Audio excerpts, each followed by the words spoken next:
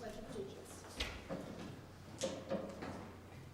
I pledge allegiance To the flag of the United States of America and to the republic for which it stands, one nation, under God, indivisible, with liberty and justice for all.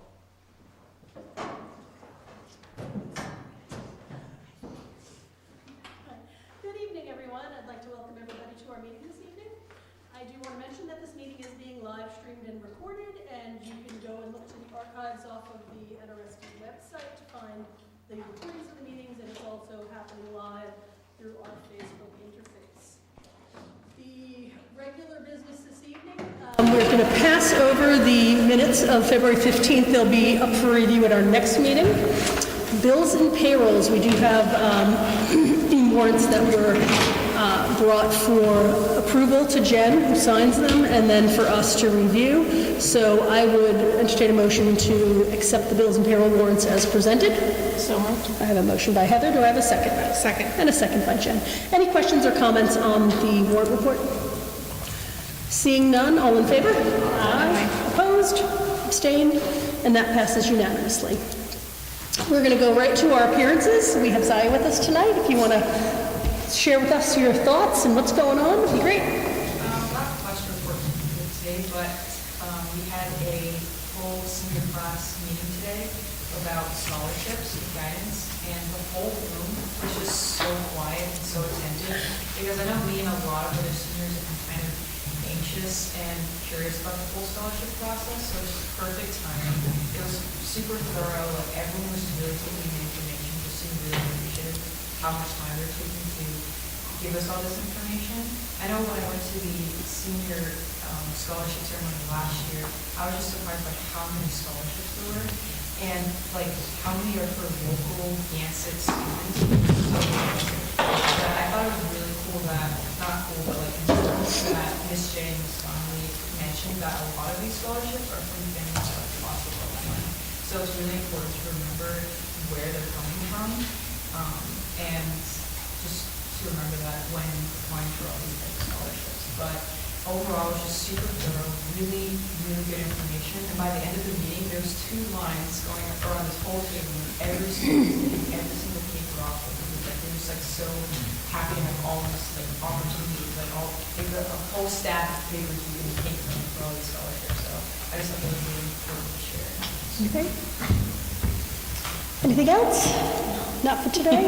Yeah. Thank you for sharing that, because I think that having sat through a lot of the awards nights and just seeing the amount of local scholarships and the amount of money that is just given to our students through these scholarships, it's amazing for such a small community, and what an impact it does make. So I'm glad that you brought that up. Usually we're doing this after the fact, but it's great to hear that the students are really appreciative, and our guidance counselors are up there, really explaining to you the importance of those scholarships, and you're getting the feedback of why they're important. And as you mentioned, some of them have stories behind them, which are important to our community as a whole. So it's great. Thank you. All right. Public input. The NDA is not here this evening. They'll probably be at our next meeting. We'll do a quick FY23 budget update if there's anything to report, along with the business manager's report, if there's anything else that you want to add. I know we're focusing on FY24 tonight, but if there anything with the budget? Nothing to tell about FY23, just still frozen. Okay. And that says it all. Yes, it does. All right. That brings us to the regional agreement, amended agreement. So this has been a very long process, and I will attempt to introduce this properly, but if Dr. Casavant or Jeff is the chair of that committee, or Hank as being the other member of the school committee on the committee, if I put anything out of place. This, our Regional Agreement Amendment Committee, we created as an advisory committee to the school committee, and we asked some community members as well as municipal officials to get involved so we could get perspectives from everybody who would be impacted on amending the regional agreement. It had not been amended since 1993 or 94. It had been a long time, right? Or no, in 2003, I think. 2004, okay, 2004. It was the last amendment to that. I think the one prior was probably right after ed reform. So it really needed to be looked at, and we had conversations with both towns saying, well, we'd like you to take a look at it. So we coordinated this effort to have some outside help come in and facilitate the discussions. So the Regional Agreement Amendment Committee has been working hard through COVID. They were meeting remotely, which I'm sure was a challenge, and went through many iterations of what these amendments should be. So what was provided was a few documents, one of which was what the Agreement Committee had worked on, and the red line version, so you could see the changes they wanted to make. Once the Regional Agreement Amendment Committee had gone through and voted to make that their recommendation to the school committee, then they had to send it to the Department of Elementary and Secondary Education to make sure that the legal team there were okay with the changes, because the final step in any agreement change, is that the commissioner has to sign it. So if we didn't get the buy-in from their legal team first, we could very well have sent them something and then they just returned it back and said it's not up to snuff. So we did this in advance. So there was another document that also then layered on those changes of what the DESE had asked for us to make. There was a review of these additional changes that were recommended by the Department of Elementary and Secondary Education, and it did not change the spirit of any of the recommendations that the Regional Agreement Amendment Committee had. So we were comfortable with just saying, let's present this, we don't need to go back to the RAC, we can just move it to the school committee to take their recommendations. And then you'll see there's a third document that puts it all together and shows you what the ending agreement would look like. So what the process will be, just so that you understand what happens tonight, is we need to have a vote, up or down, on the changes. We can make amendments to what was presented.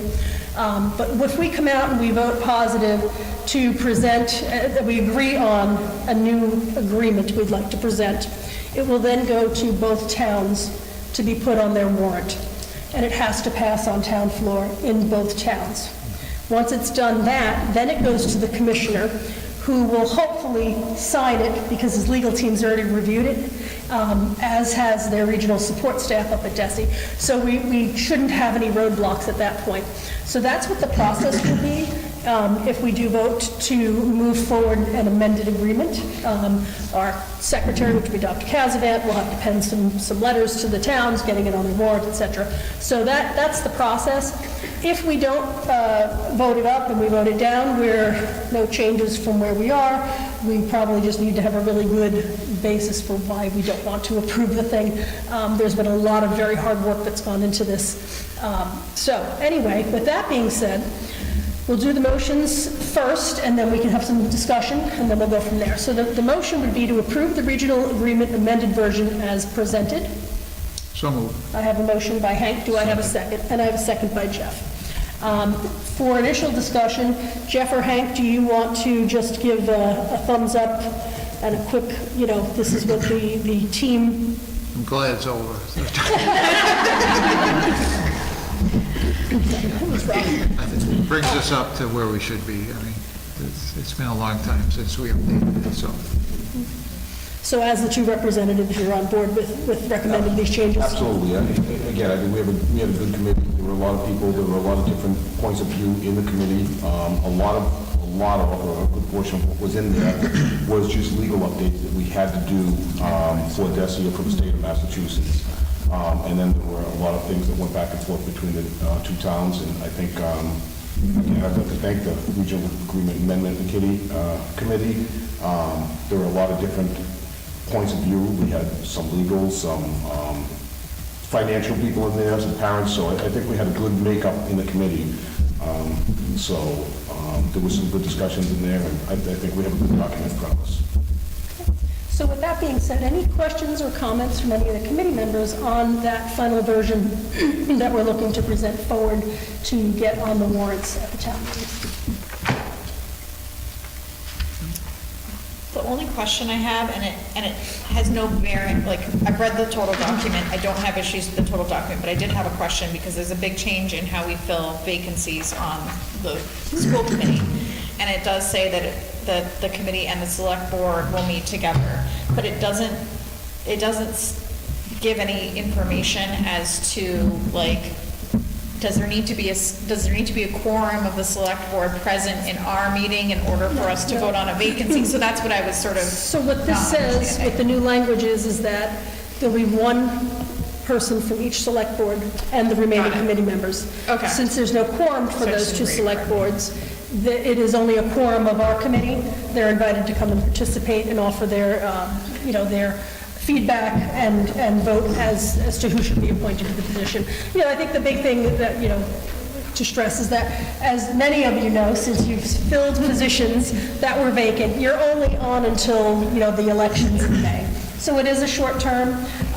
So giving some further voice to the select boards in our process, I think is the right thing to do.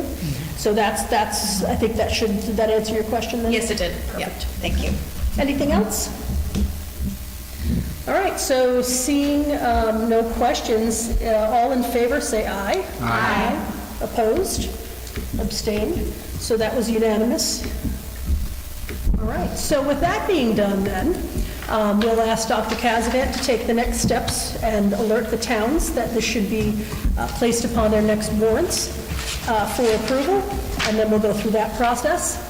But the next step of this is finally we can vote to disband the Regional Agreement Amendment Committee and dissolve them. So I would entertain a motion to dissolve the... I have a motion by Hank. Do I have a second? And a second by Jeff. Any questions or comments on that? Seeing none, all in favor? Aye. Opposed? Abstained? So that was unanimous as well. So we have officially dissolved. And Susan, if you could prepare a letter just thanking all of the members for their tireless work on this and thanking them for supporting the district in this effort, that would be wonderful. So thank you. And you saw my note there, remind myself to ask Susan to do that. So I did, I'm very happy. All right, surplus items, I don't believe there's anything, so we'll pass over that. And curriculum and instruction update, we have Molly who's going to give us a STAR update for the MOY, not the boy, but the MOY middle of year assessments.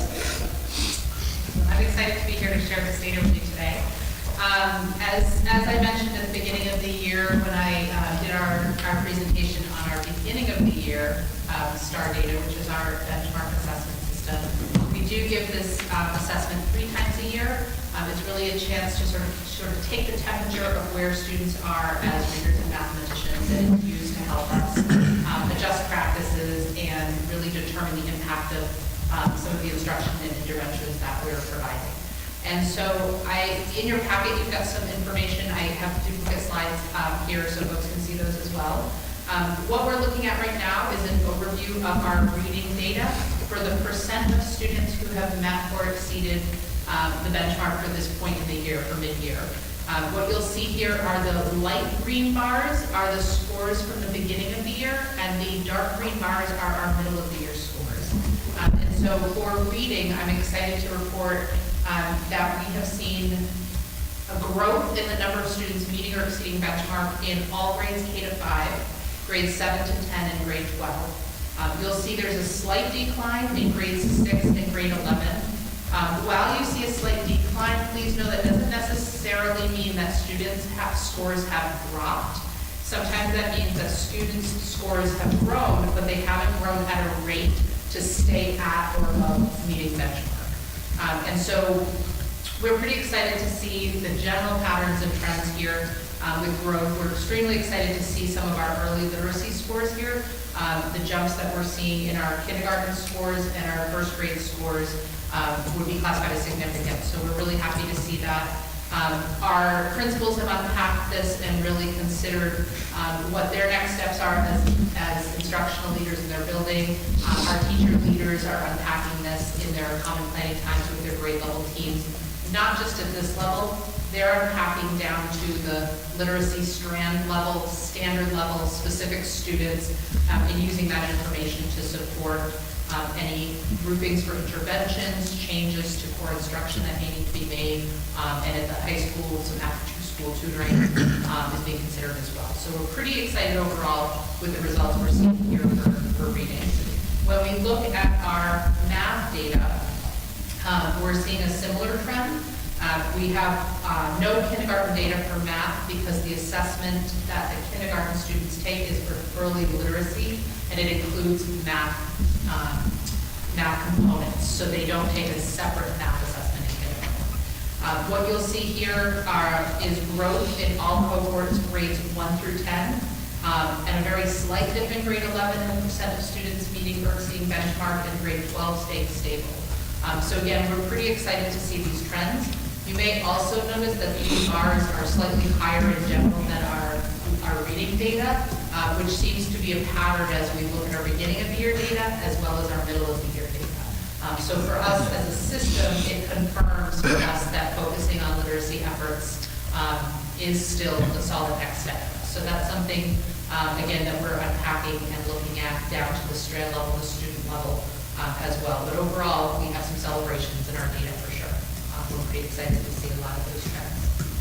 When we look at the data for the middle of the year, and if you remember at the beginning of the year, I showed you all those colors where students fell into green if they were at or above benchmark, blue if they were on watch, which meant they were sort of on the cusp or pretty close to meeting that, and then there was yellow and red to show students who need some support in those areas. When we look at our data for reading to combine the students who are in meeting or exceeding and on watch, those students who are on the cusp, we've seen some pretty significant growth across the board in our reading scores. And you'll see that the majority of our grades, or all of our grades, have above 60%, and in some cases we're above that 80% threshold that we like to see for MTSS. When we look at our math scores, we have quite a few cohorts where our student cohorts are performing in or above that 80% or approaching that 80% threshold. So we're pretty excited to see this growth in our data.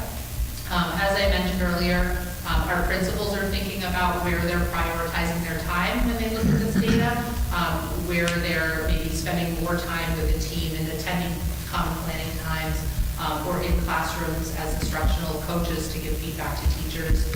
Our teacher leaders are looking at this, and they're working through processes with their teams to really share out instructional practice where there were some really strong wins.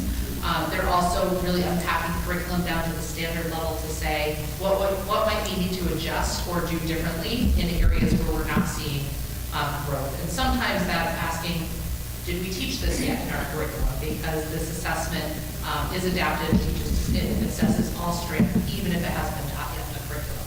So part of that questioning that the teachers are looking at too is, have I already taught this, or haven't I taught this yet? And what might I need to do to either spiral or adjust?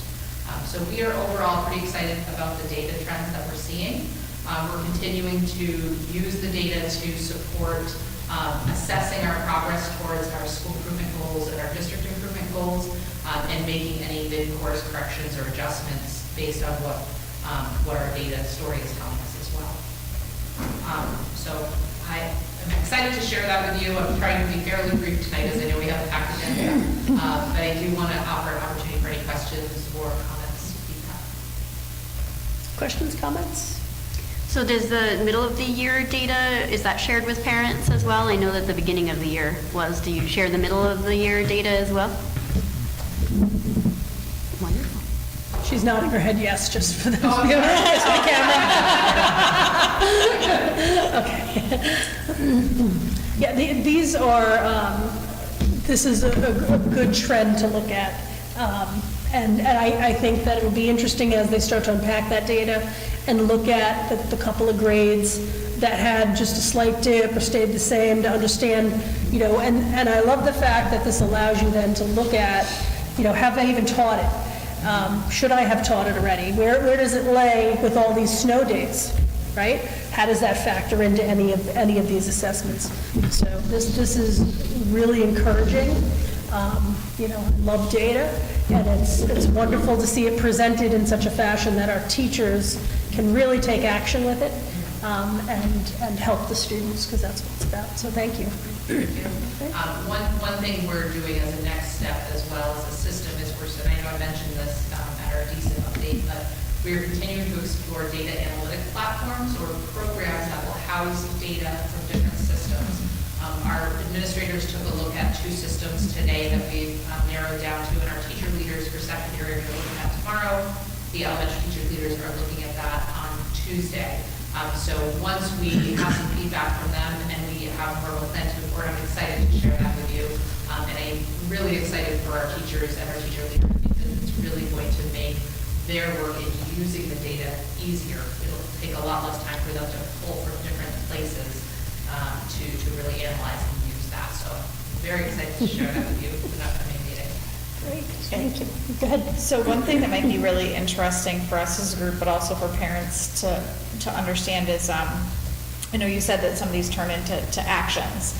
And like, of course, you can't share specific actions for specific students, just, but similar to, I know Dr. Castman has been able to share us a couple examples of where the biomass was used in some more specific ways while also respecting privacy, et cetera. So it would be really great to get a couple examples of where the STAR data is, or some combination of data is turning into a specific action, or where it helped to benefit or move us in a different direction. So I know that you're still in the process of actually unpacking it, not actually in the process of like doing, but that would be great sort of at the end of the year when we look at the final numbers to know, what are a couple examples of specific actions that were driven by the STAR data that could have, helped influence those end of view results. Sure, I can speak to that briefly now. Oh, great. Because we're in the midst of that. One example would be at the elementary level, 2 of our grade levels were unpacking their math strands and realized geometry was lower than the other strands. And so they were taking a look at where geometry falls, and in both of these situations, their geometry unit is at the end of their curriculum. So it made sense to them when they looked at that they saw that it was low at the beginning of the year and low at the middle of the year. And so one action step that they're doing is they are looking for, while they're not adjusting or changing their core curriculum, they're looking for where are there opportunities where we can build daily practice or spiraling back some of those geometry skills for students. So they're looking at like in morning meeting or in calendar map time where there are opportunities where we can build those in.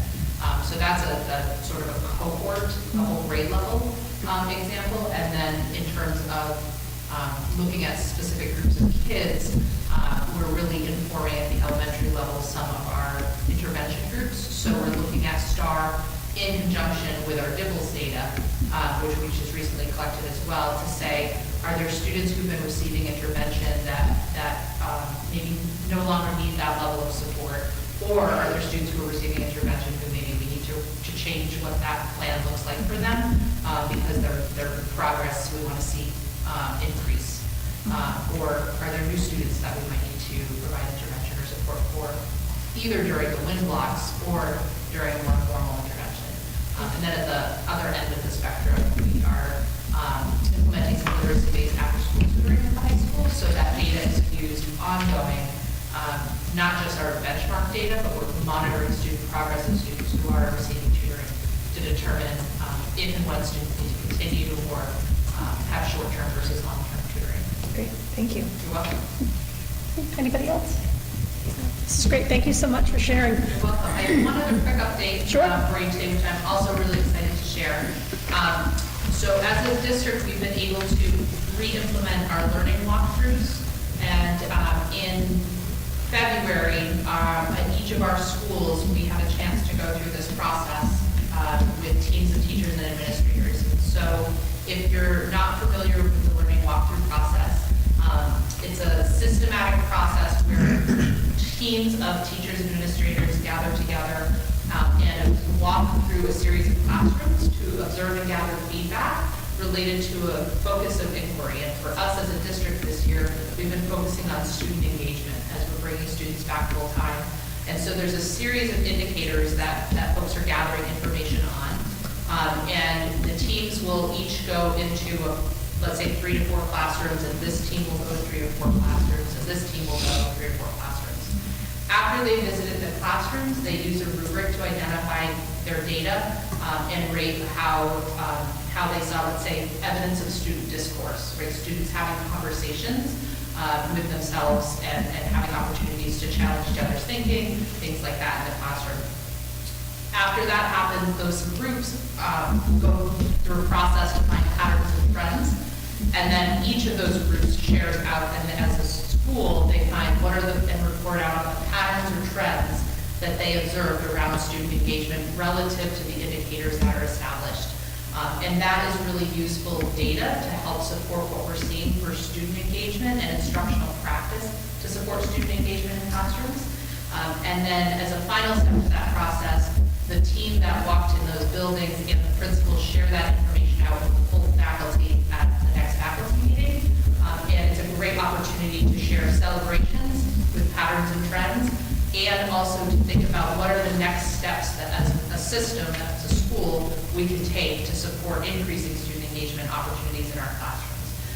The feedback was overwhelmingly positive from our teachers who participated. They were excited to finally get back to this process, get back into classrooms, and be able to see practice outside of just their classrooms. And I do want to say our principals worked very hard to get this off and running. It's a lot of scheduling, a lot of prep work on their part, and overall, it was really exciting for us. We have some calibration to do and some work to do to tweak the process to make sure we're really reporting out data trends that are consistent across schools in terms of process, but overall, we were excited that we were able to get up and running and get teachers involved in the process and start looking at instructional practice. Great. It's exciting they're back up and running. Excellent. Anybody have any other questions, comments for Molly? We've got like a minute and a half maybe before we need to start our meeting, but we did have a superintendent report, and I think most of the things on your report you're going to be discussing. Why, yes.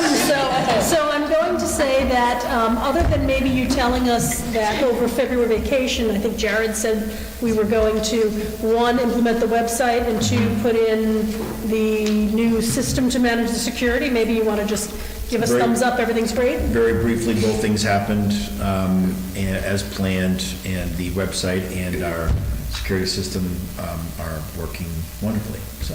I got my first push-out notification of the snow day in the app. It was wonderful. Let's hope we don't get another one. Okay, no more. Too many. All right. Okay, well, seeing it is 6 o'clock by my watch, we are going to open the preliminary budget hearing, and that will really focus on the presentation of our preliminary budget presentation for FY24. So I'm going to turn it over to Dr. Kazavant, who will just wow us with his presentation. I'm glad there's no expectation. Thank you, Madam Chair. For those of you who have been, watching with bated breath in the last couple of meetings, much of this will be, it will be the same, because a lot of this information hasn't changed. What has changed is that Wednesday of last week, like a week ago, actually, to the day, the governor, released Chapter 70 funds, and that really solidified the budget, and we were able to plug in real numbers. And so we're going to get right into it, and we'll go from there. So hopefully I've done this right. Let's see. Okay. So as I've said on many occasions, this is the best slide in the entire 500 slide deck, because everything we do really focuses on these pictures right here. Obviously, the kids and the staff of this district. And so, bearing that in mind, we have, we make these decisions with their best interests at heart.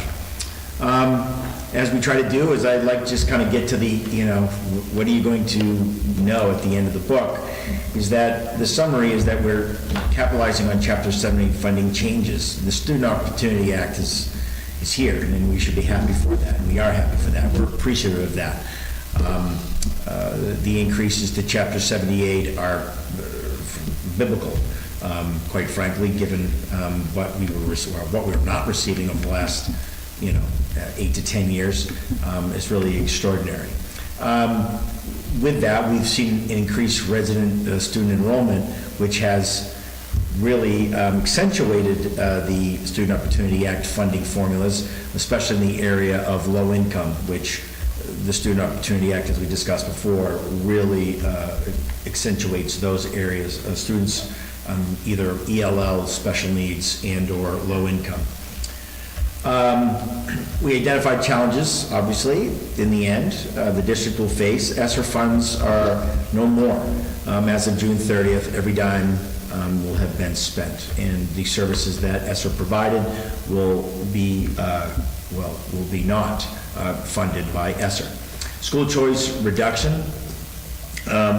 We are seeing, given our staffing, we're not able to take in as many school choice students as we would either like or need to. I guess the good news is, like a good news, bad news, you can put this in any category. We have seen fewer kids leave the district, which is great. We still have an incredible want from our neighboring districts to school choice in, but we fund many of our many important things out of school choice, and so there's always going to be a push-pull when it comes to school choice. Like everyone, including yourselves in your own homes, you know this, that we've seen increased fixed costs, whether it be through the utilities, et cetera.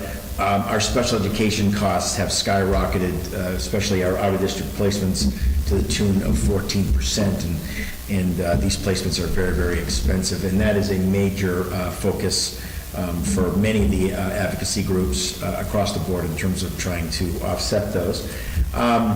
It's hard to put increased resident enrollment in a challenge. We want people to move here. We love it when they move here. But when you don't have the staffing necessarily to support them, you become more and more concerned. This is a town-wide, and I would say a district-wide, conundrum. Our towns are growing, and the services that support residents need to grow accordingly, and that, of course, takes money. Goals for FY24 is that we need to address staffing concerns, and we have them. We have quite a few across from K-12. We'll talk about that. Learning loss. Because COVID is quote-unquote over, the effects of COVID are not. So if you were having difficulty, say, as a second grader because you were not in class and you're now fourth grader, those gaps in learning just don't magically go away. So we have, and by the way, I'm just using the second grade as an example, that's across the board. We've seen drops in our reading and comprehension and writing levels, which we've traditionally been pretty high, but that's across the state, mind you. So we're all in the same boat in terms of trying to combat the loss of that. Continue cost-saving measures in all facets of operation without jeopardizing student learning. I'm going to get a T-shirt, and I'm going to put that on the T-shirt. We continue to we are very good at that. We don't brag often. We don't, because we don't need to, but we are very good at spending a dollar several different ways. And we do so quite well. But there are times when you just can't squeeze the dollar or the penny enough, and we'll talk about that. So the district priorities, as we've talked on many occasions, is to meet the needs of all students, to maintain our current class sizes across the district, to provide behavioral supports and interventions at all levels. That has been a priority since I've arrived. And we've done some great work in that area. Improve our ability to make student, college, and/or career ready. And we've made some great strides, and we've heard all about, the speech class and all of those wonderful things that we get to do here to get to offer our students before they enter the world, as they say. So how does this budget meet these needs? Well, we've got to pick up where ESSER left off. We have to continue to support academic and social emotional needs and behavioral needs of all the students. We need to support growing student enrollment. We need to support the continuation and growth of college and career readiness programs. Our job is, when they get to the 12th grade, they're the finished product, and we have to do our very best to give them as many options and tools to be successful as possible. And we have been busy. We have expanded the project Lead the Way, biomedical pathway. That's the last of the pathways. I don't believe there's any more pathways. We'll have all the paths, and all paths lead to Rome or to Project Lead the Way. Next year, we'll be adding that final course in the medical interventions, which will allow us to offer, again, all three pathways: biomedical, engineering, computer science. You've heard me brag about this. We're one of the very few districts in the state that has a K-12, Project Lead the Way offerings. So we're obviously very proud of that. Worked very hard to do that. And we're implementing the early college program, at the high school. I'm currently offering 2 Fitchburg State courses free of charge to our wonderful students, one being here tonight. We've created the Thrive program. The program is based on, on a goal to provide therapeutic reintegration into the general educational setting, which really is a great sentence for, we want to bring the kids, we want to bring our warriors home. We want to, kiddos who have done well in out of placements, we want to bring them back. We want them to graduate here in our gym or in our field, depending on weather. Sorry, Ann. But you never know where it's going to happen. But we want them to do that here, and we want to educate them here because they're our kids, and that is our goal. Building security, communication improvement. I don't want to hop over this. We talk about it a lot. We're curling the throes of that right now. Thanks to the COPS grant, we've been able to take gigantic steps in that endeavor. It was the #1 noted area of concern in our parents' survey, and I think we've done a pretty good job at addressing many of those concerns, at least through the physical building sense. We created a full-day pre-K classroom. We had a great presentation last month. We're already starting to realize those that program and the capacity for that program. Those kiddos will be ready to enter into kindergarten, which generally is a pretty big step when you're a kiddo who's just used to a half day and you're like, that was fun, do I need to go back? And the answer, of course, to that is yes, but it helps prepare the students to transition to kindergarten, and we get to know our kiddos better and earlier, which is great. BIMAS, we talked a lot about that. 3 times a year, we identify student needs across the academic and social emotional domains. And, that has, we have meetings that are dedicated to the BIMAS project, but they have made a substantial, impact on our kids and keeping them safe and helping them work through a myriad of social emotional issues. So I've said, Student Opportunity Act, it's working.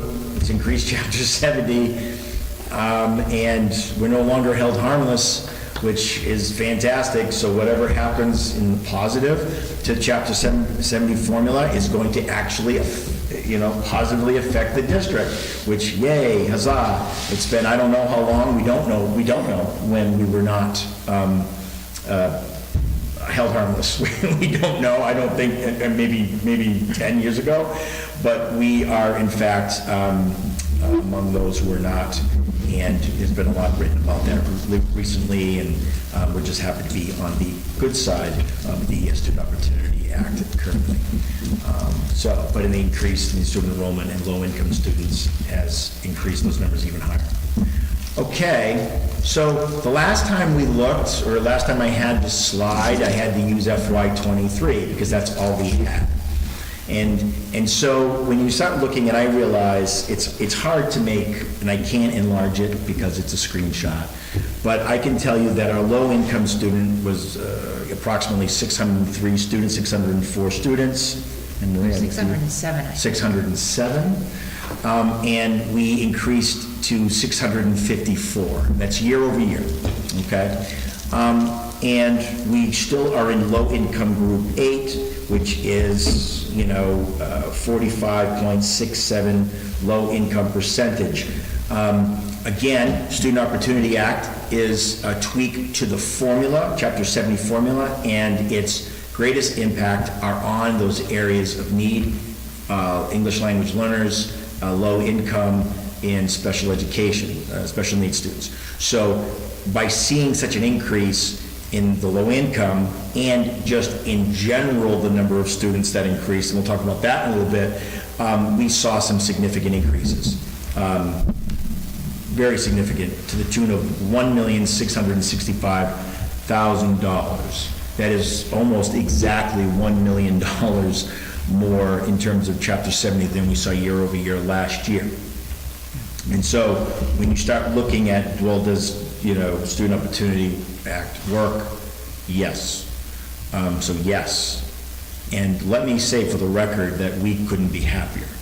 The risk going forward is to sound like a spoiled child that gets a new bike and complains that, the color is wrong, okay?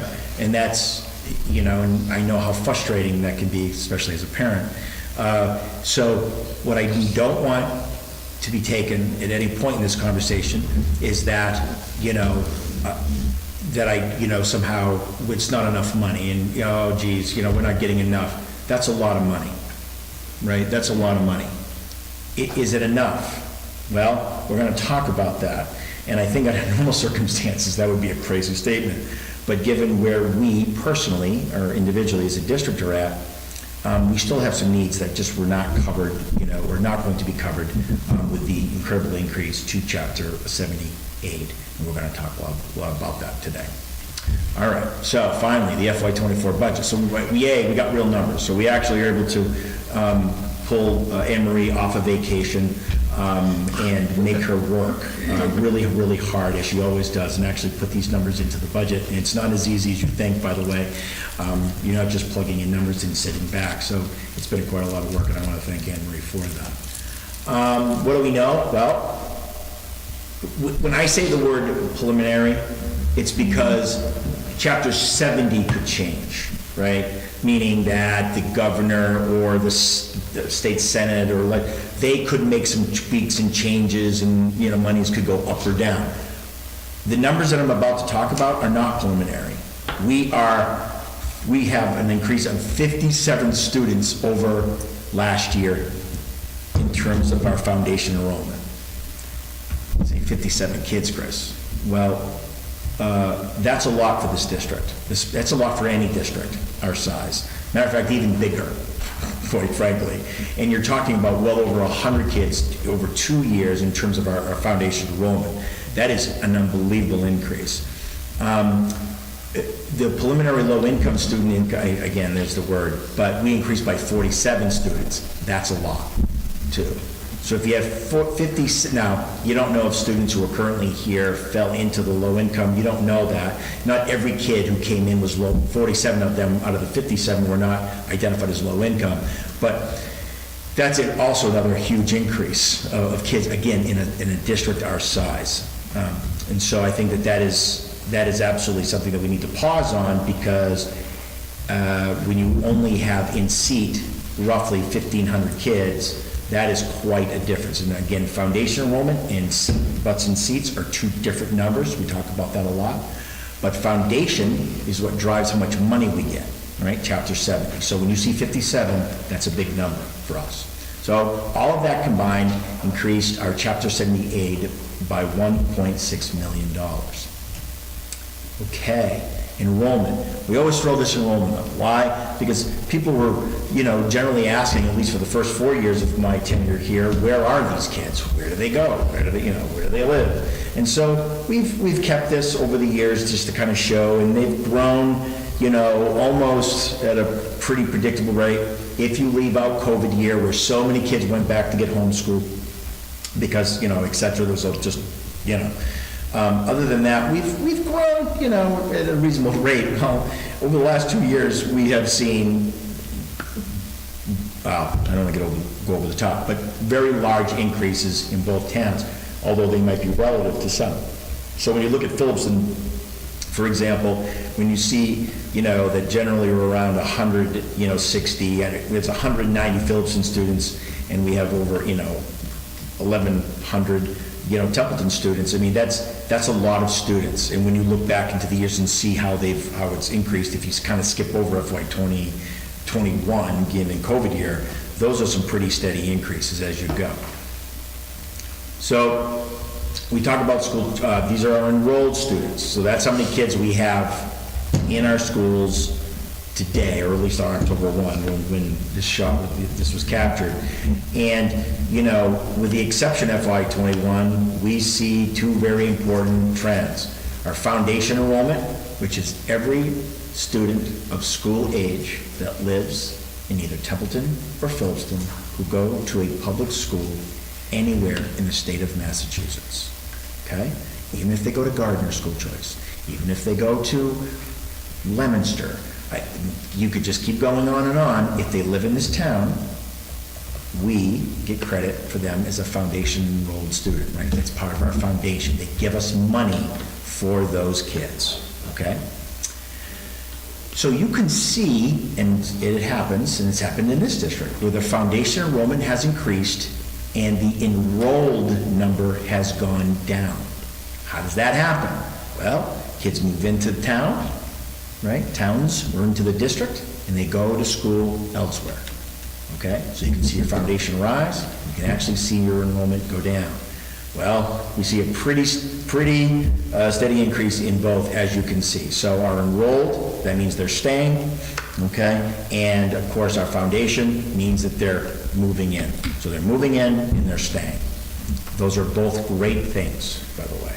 It's a credit to the district and to the teachers and staff that are here. We have a very good reputation within the local community and beyond. So you've seen this slide before.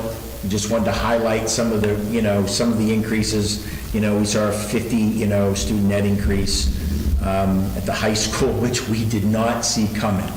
So we were like, oh my God, there's 50 more kids at the high school.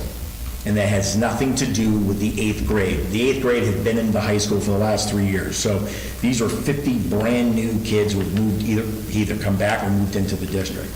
We saw a net increase of 75 at the elementary, which has been talked about quite a bit, and we saw a 17 student increase at the middle school.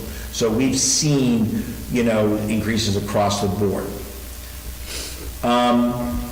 So when we start looking at that infamous school choice trend, folks know that I look at the differential. I'm looking at the number of kids, the difference between kids going out and kids coming in, because that's money, right? So those equals dollars that we're going to have, quote unquote, in our pockets, okay? So in other words, you can have 200 kids be school choiced in, but if you have 250 leaving, you're upside down, right? That would be negative, okay? So when you look at that differential, you see an 80 student, or at least a positive differential, right? There's 80 students, 181 kids we come in, and 101, at least in 2003, were leaving. And so, okay. Now the differential has been kind of all over the place over the last couple of years. As you see, in 20, we had our largest differential. It's the most school choice kids that we've had in the district, I would think, in the last 8 years or 10 years anyway. So we have to keep a close eye on that, because ultimately what happens is that we take so much money out of school choice in order to support the local budget, our foundational budget, with primarily our insurance information, that we have to keep that differential. We have to keep that number healthy, because we have insurance coming out of there, and we also have some teacher salaries, as well as the other important things that we do. Okay. So what are some of the challenges? Well, the challenge is that when ESSER goes away, you've heard for the last 2 years that 6 teachers at the elementary will no longer be employed here. You would go from 5 classroom teachers per grade, right, plus a unified art, to 4. When you do that, class sizes then increase.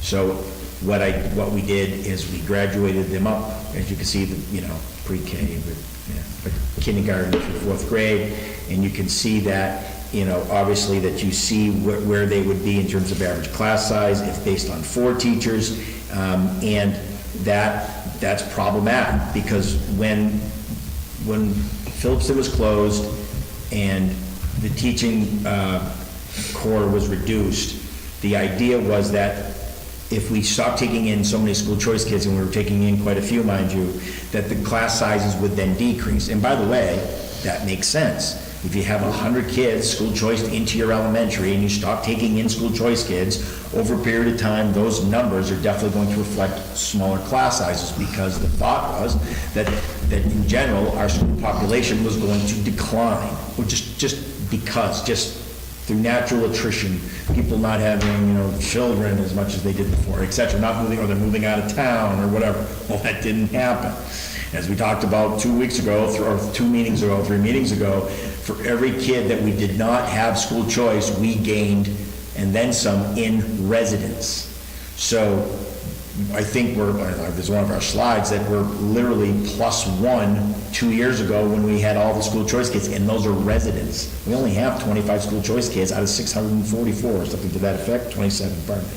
Okay, and by the way, that's not even the true number. I threw in, just to make sure, the pre-K. They're not even school choice. They're not. They're tuitioned in. So it's somewhere down around 15 or 16 actual school choice kids. But just to be fair, just to be like, how many kids don't we have here from, we're not residents, I added the pre-K as well. Okay. So the budget challenges, that the special education out of district tuition increased 14%. That is incredible. That is just ridiculous, and it will, in fact, sink many budgets across the state, quite honestly, because some of those tuitions are incredibly high, and they need to be. They're staff intensive. They do wonderful work with some of the most needy kids across the state. But when I say arbitrarily, increase it by 14% without really any warning, and just so we know, be very clear, that the actual increase was around 8%-ish, okay? The remainder went to increase in salaries, bonuses to keep people, sign-on bonuses. I understand that's, I have worked in residentials, et cetera. I realize how very hard and demanding the work is, but those increases are on the backs of municipalities and or school districts. I would love to give bonuses out. Sure, who wouldn't, right? Well, we don't have that option. So this is a major topic through our association and others. A joint letter was written from MASC, the Superintendent's Association, and the MTA, stating that something has to be done about that. Because this is it's absolutely going to bury some districts. And so there's some work maybe being done through circuit breaker. Foster McKinney-Vento transportation cost increase. Transportation increases have been insane. Yes, a lot of it has to do with fuel costs, but generally speaking, they also have kind of an open check kind of mentality. And these costs have been increasing over the past couple of years, to an extent where it's been a cost prohibitive to even, transport, and we must transport them. Health insurance,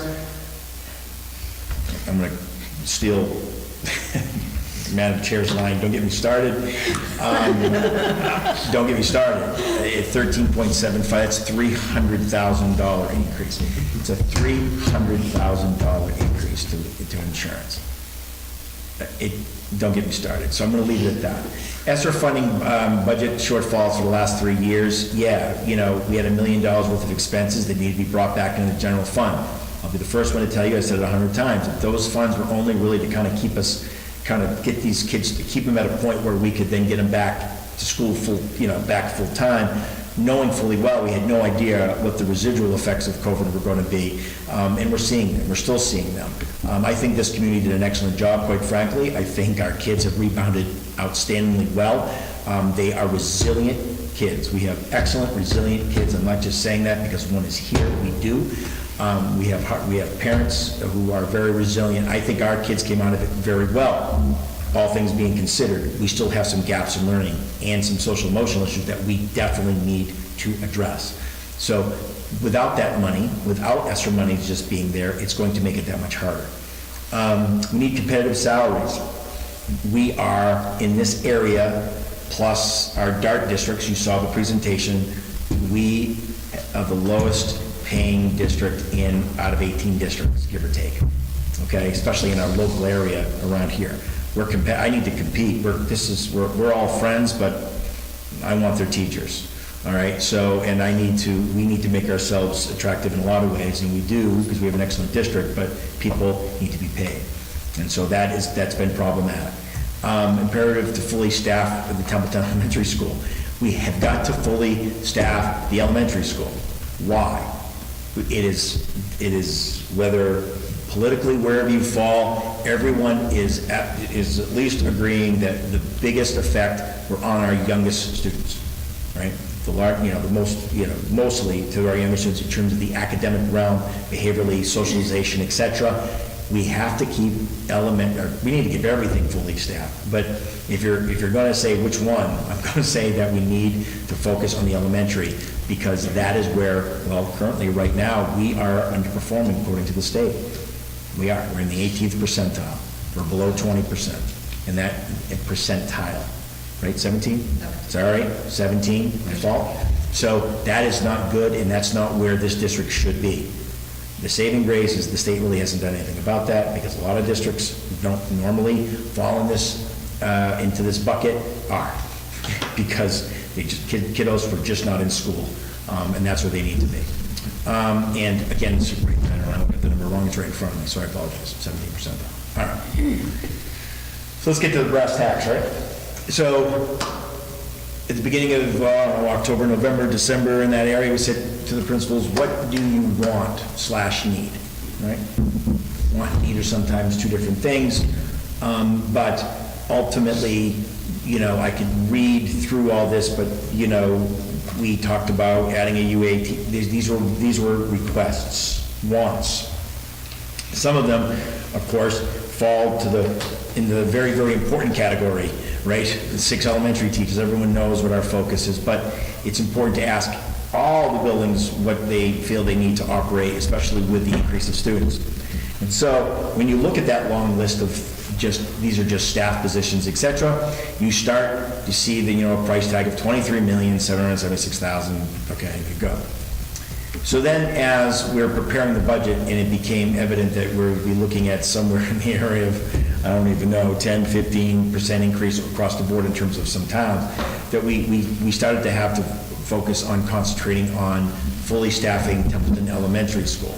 So you see what that cost, that price point, for lack of a better word, is.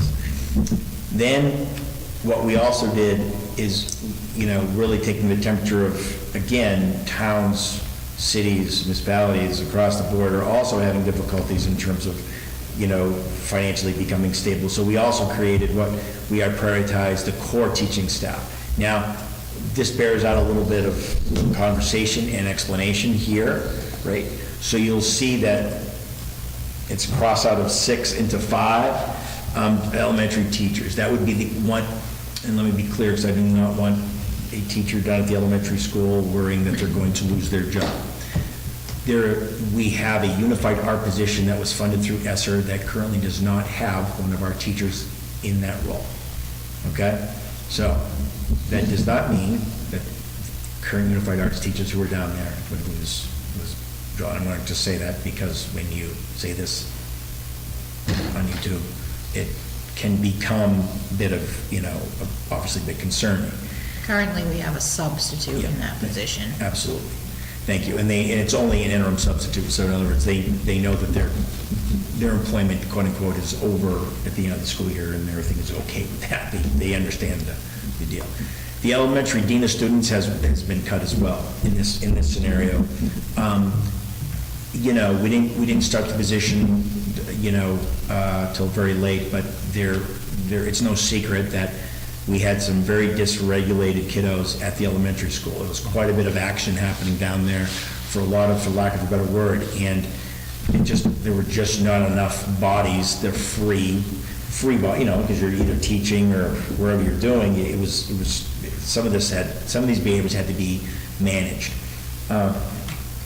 And so over the last, I guess since December, we've had the dean down there, and it's worked out very well. But again, we look at core instruction as being kind of our last our most guarded position. And so by core teachers, 5 elementary teachers, we're talking about K 1, 2, 3, 4, right? Keeping 5 teachers at every grade, right, those grades. Okay. I'm going to pause here, because when we start getting into anticipated revenue increase, people start, well, some start to glaze over a little bit. I'm going to take a drink of water. I'm going to let Anne Marie, or maybe there's some questions, but Anne Marie's going to, this is a new slide. We decided to do something a little bit different to make it hopefully easier for everyone, to ingest a little bit, right?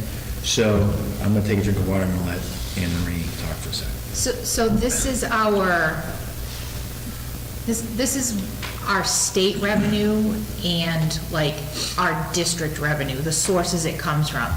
So we talked about getting the Chapter 70 increase from the Student Opportunity Act, which is the $1.6 million that you can see. Basically, these numbers, they're taken off of the cherry sheets, which were released last week. So the state is anticipating that our charter school reimbursement funds are going to drop by 58%, which is a lot, but we don't have a lot of kids that go to it from our district, luckily. It still hurts. It's a decrease of $43,000 to us, which is just about a teacher's salary for us. Chapter 71 is our regional transportation, and this number that I put for FY24, the $605,230, it is a little bit higher than what the cherry sheet anticipated.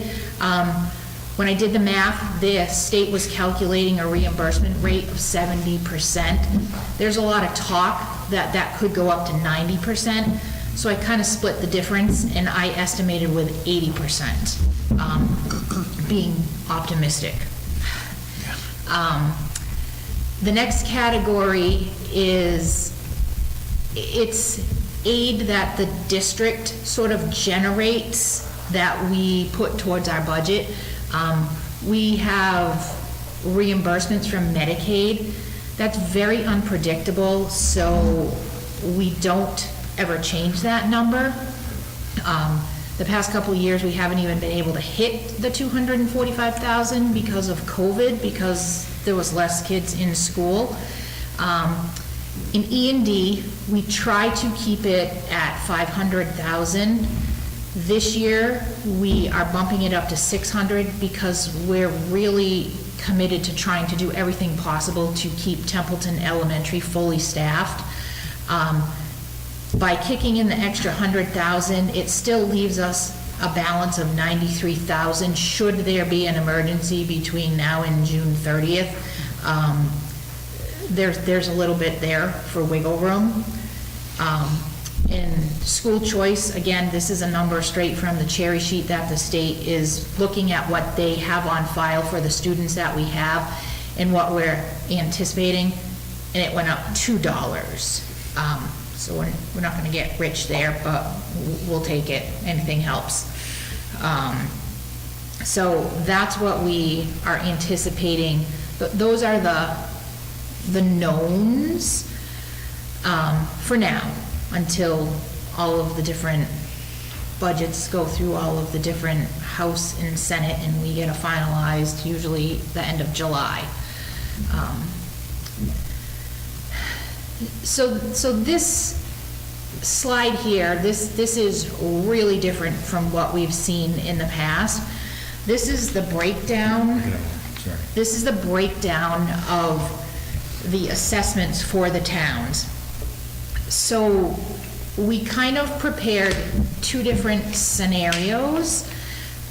We looked at the cost of keeping Templeton Elementary fully staffed and what the cost would be if we had to reduce and only keep our core teachers and reduce the dean of students and reduce a UA teacher. So that's what these two sort of columns are equaling. So basically, the state sets the town's minimum local contribution, and this is Phillipston's information.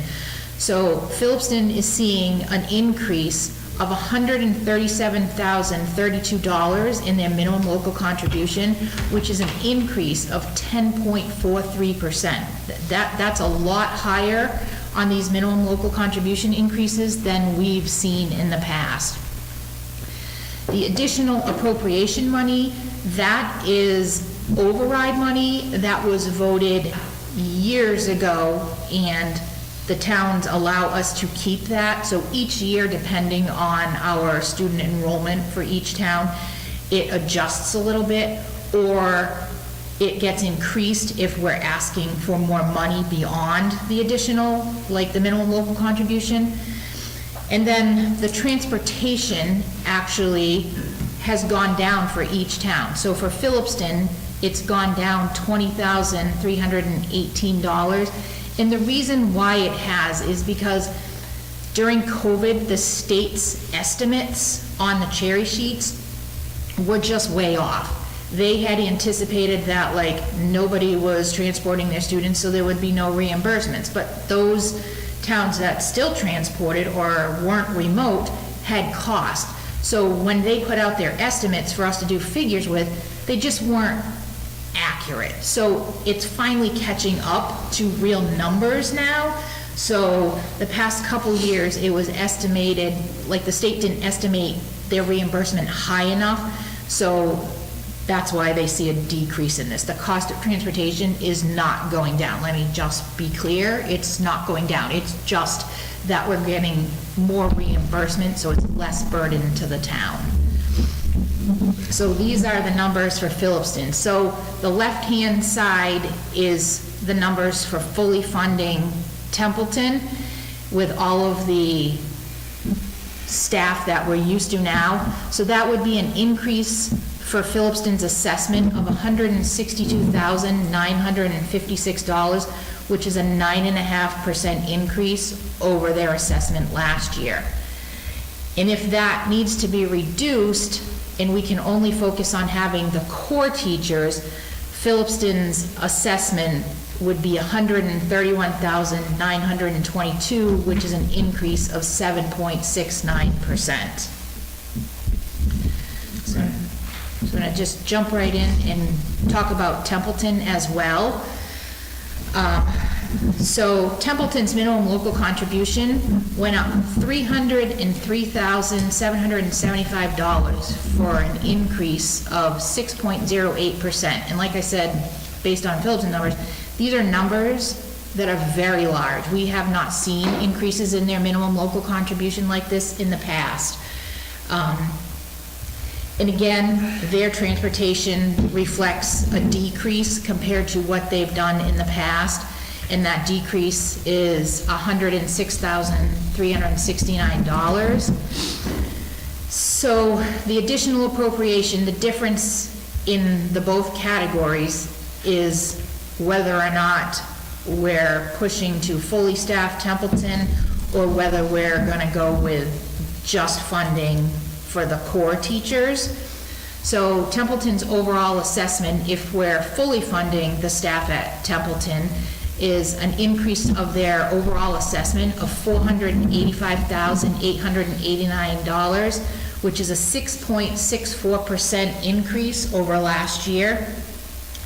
And if they are just being increased by their minimum local contribution increase, that is an increase of $303,775, which is a 4.15% increase to their assessment over last year. Both of those scenarios are high. Usually we see an increase in their assessment of 2.5%, sometimes 3%. So those percentages are quite large compared to normal.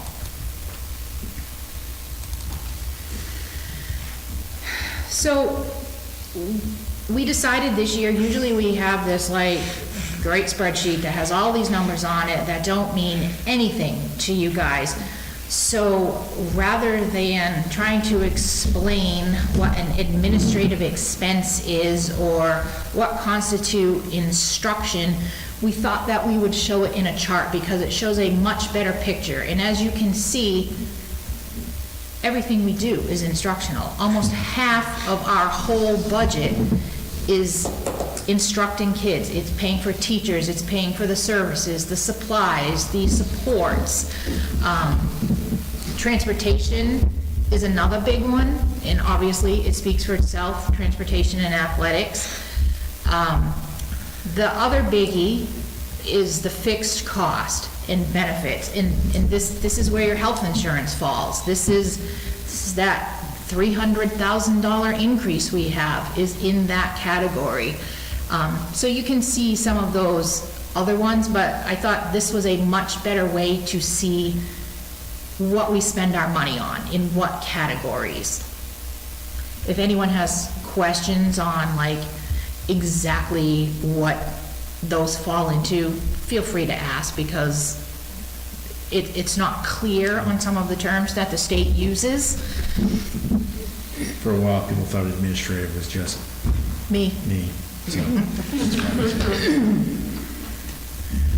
So, I'll take it from here. So, again, if you remember, and we usually keep these two slides together, but we decided to put this slide, kind of elements in the money, kind of money section, is that school choice is important here. It's important everywhere, but that blue line, which is the difference, is the money, right? That is which is the differential. Remember the blue line before, and like, oh good, there's 80 kids, a differential, etc. But I think, so that's important, and it's maintained pretty well, right? So when you look at this, you go, well, 531, 505, 549. That's not because of the kids coming in, it's because we have a very good product and kids are not leaving. Truthfully, and that can be supported through data. I'm not just saying that, it's true, but what happens is that when you look at this slide, and yep, the blue line is important, yay, revenue in, I want you to look at the yellow line. So it's a revolving account, right? So monies come in, they leave, they come in, and sometimes you have monies, not us, but somebody's gonna have monies left over. But look at the balance of the yellow, how the balance has gone down. Because the expense out, except for FY21 where everything is just completely upside down, the expenses out have increased dramatically. And they're not keeping up with revenue in, obviously, right? And we're having to expend more. So when you start seeing that yellow line, right, going down, we're spending now almost dollar for dollar. And that is not good, because what that could mean is if, X amount of kids start the school choice out and you become upside down, as I say oftentimes, if you remember, Anne Marie did that kind of expected, when would we kind of run out of money? Well, that's with the expectation that something dramatic doesn't happen and we don't have to make an extraordinary expense out of school choice. That's just like an extra $100,000 of health insurance. Right. So that is really, thinking in variables kind of just balance. Oh, well, when this happens, when something extraordinary happens, like $1,000 worth of health insurance, then that becomes, then that chart is completely thrown out, quite frankly, because it just won't matter if something that big happens. So this is a chart that you're very familiar with. This is what we spend our money on. I don't see too many frills in here. 7 teaching positions and health insurance make up, close to $900,000 or, 841,000, of that $1 million expenditure. Health insurance should never be in school choice. So we're working hard. We're working hard to get it out of school choice, but it's we're going to have to pick our opportunities to do that. The operating budget, again, this is a different slide that we've presented in the past. So if you're looking overall, this is overall TES fully funded and core teaching staff funded, lack of a better word. you see what the budget shortfall is, and I will tell you, when we first created this, I said, oh, there must be a mistake, because the budget shortfall is more with the core teaching staff when you're not, but that's because we're not asking for more money from the towns. So the differential becomes higher, right? The difference, right, or the shortfall becomes higher. So if you ask for more money, right, your shortfall would be Higher. Yeah. Or if you ask for more money, you'd be shorter. If you ask for more money, Yeah. it's less. Less. So it was just kind of a different, again, we're not trying to confuse, we're not trying to wow anyone, but we thought that this was an interesting way to look at how we have to budget and how we have to think about things, and it's just a different way to kind of. And what this slide is showing is, the budget that we talk about, the minimum local contributions, the Chapter 70, that is all makes up our general fund budget. Our operating budget consists of the general fund budget plus revolving accounts, plus circuit breaker expenses, plus the school choice, plus all of those grants. All of the stuff that's funded out of those, we need all of those things to operate our school as you know it. So that this just kind of shows the whole picture, not just one funding source. District revenue, so FY '24 has got to be estimated just because it's estimated till it's not. And a lot of this, we really truly don't have yet. Title I doesn't come out until the summertime, Circuit breaker Circuit doesn't come out breaker. till the fall. Right.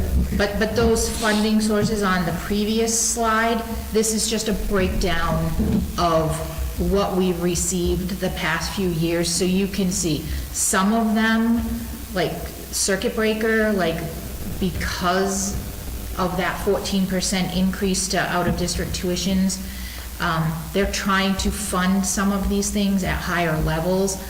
Our Title I is driven by our poverty level, so an increase in our low-income population should give us an increase in our Title I money, but it's all unknown at the time that you really need it. Yeah. Rural aid is also one of those grants that we use, but we don't know that until October, or, so we almost don't even consider it until we actually receive it. All right, so fixed costs, we've talked about this, but Worcester Regional Retirement Assessment will be 8%. Health insurance, don't get me started, north of 13%. Retiree health, 18%. General property insurance, 4%. By the way, if another municipality or district is looking at this, they're not feeling sorry for us because everyone's in the same boat. So meaning, I say that this is just what it is right now. Everyone is seeing these type of, for the most part, most costs, these increases. But our general fixed costs have increased by, 3%. I would say, quite frankly, that our group has done an extraordinary job keeping it at 3%. I'm just saying, because just given what just things cost, right? In terms of fixed costs, et cetera. So, but the general fund fixed costs will make up, call it 24% of the entire general fund budget. Special education, right? So we've talked, this slide was actually presented a couple meetings ago. It makes up close to another quarter, or 25% of our entire budget. But the increase of out-of-district placements, again, will go up 26%. And the state authorized non-public school trip, we talked tuition increase, again, it's 14%, we talked about that. So, those are things that are on people's minds right now, and that they're being, I'm hopeful, we're all hopeful that they're being addressed at the state level. So again, I kind of gave it away, but it's a quarter of our budget. So between fixed costs and special education, they're about 50% of the budget. But we haven't just, woe is me, just sit back, So we've created the Thrive program, which we've talked about, that's been very successful. And we're continuing to look at ways to either tuition students in or bring back kiddos from our district that are doing, that are doing well and want to come back. So we'll continue to do that. We're looking at hiring some behavioral occupational staff, and that's because it's really cost avoidance. Quite frankly, we're trying to keep students from either receiving services from an outside vendor, quite frankly, or to be outplaced. If we can, satisfactorily maintain them and educate them in all facets here in the district. So, when we look at by town, we've kept around 3%, right? 2 of those years were really helped out by COVID. I hate this, that's the most ridiculous thing I've ever said, and I've said a lot of ridiculous things, but to be helped out by COVID, but it is. We received a heck of a lot of money through ESSER, and we didn't spend a lot of money during COVID, meaning there wasn't a lot of expenses. We weren't exactly, sending kids on field trips and doing all those things. So some of that was aided by ESSER and by just COVID in general. But overall, we've worked very, very hard to keep the increases down to the towns and just in general. This is a year that if it is important to the community to keep the elementary, at minimum, right, staffed in a manner in which, that will, be effective, then these are the increases that will be passed along to the town. It's important to us. I know that. I speak to the choir, but ultimately it'll need to be important to the community at large. And I think we've talked quite a bit about that. Always end with great pictures of kids, because reminding us, of course, why we're here, but I'm sure you have no questions. So, but obviously. So we will enter the public input. We'll start with the committee, if the committee has any questions, and then we'll go to the community if they've got any questions. So any questions, comments from the school committee at this point? I know we've seen a lot of this information, and now having the actual Chapter 70 information dropped in to see what the impact is. It's a lot to take in. Yep. So, I want to go back to, 1.6 million, more, even a tad more than that is a lot of money. And you compare that to getting a new bike and potentially complaining about getting a new bike. I'd argue we're not getting a new bike. We're getting underwear and socks. And we're thankful. Which in my age is okay. And we're thankful, all the kindergartners out there are laughing hysterically at me. I'm sure they're all watching this. Yeah. But we're getting underwear and socks, and we're lucky that we're getting those fundamentals that we need. We're not looking to fund a tennis court. Nope. We're not looking to fund, a new auditorium, though we desperately need one. We're literally looking for teachers to sit in classrooms to make sure that our students can get the education they need, even just to meet state standards. And so while that 1.6 million is a lot, it's barely helping us to consume just the increases in year-over-year costs. So, my goodness, what would we do without that 1.6? That's a frightening question to ask, and so we're certainly not going to give any side eye to Chapter 70. We're going to be very thankful for it. But I do really want to emphasize to our communities, and I also want to state, I understand the two models that you're presenting in terms of fully staffing TES and core staffing.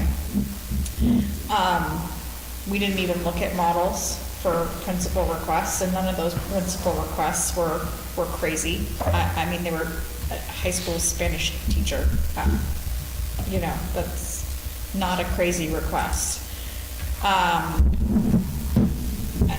And I would say too, that one of the things we've really learned in the academic subcommittee meeting is how essential that elementary dean of students has been to help ensure that our principals are not spending all of their time on behavioral needs of our students, and instead are able to spend time in classrooms with teachers to make sure that they are, you know, helping those teachers meet those standards. So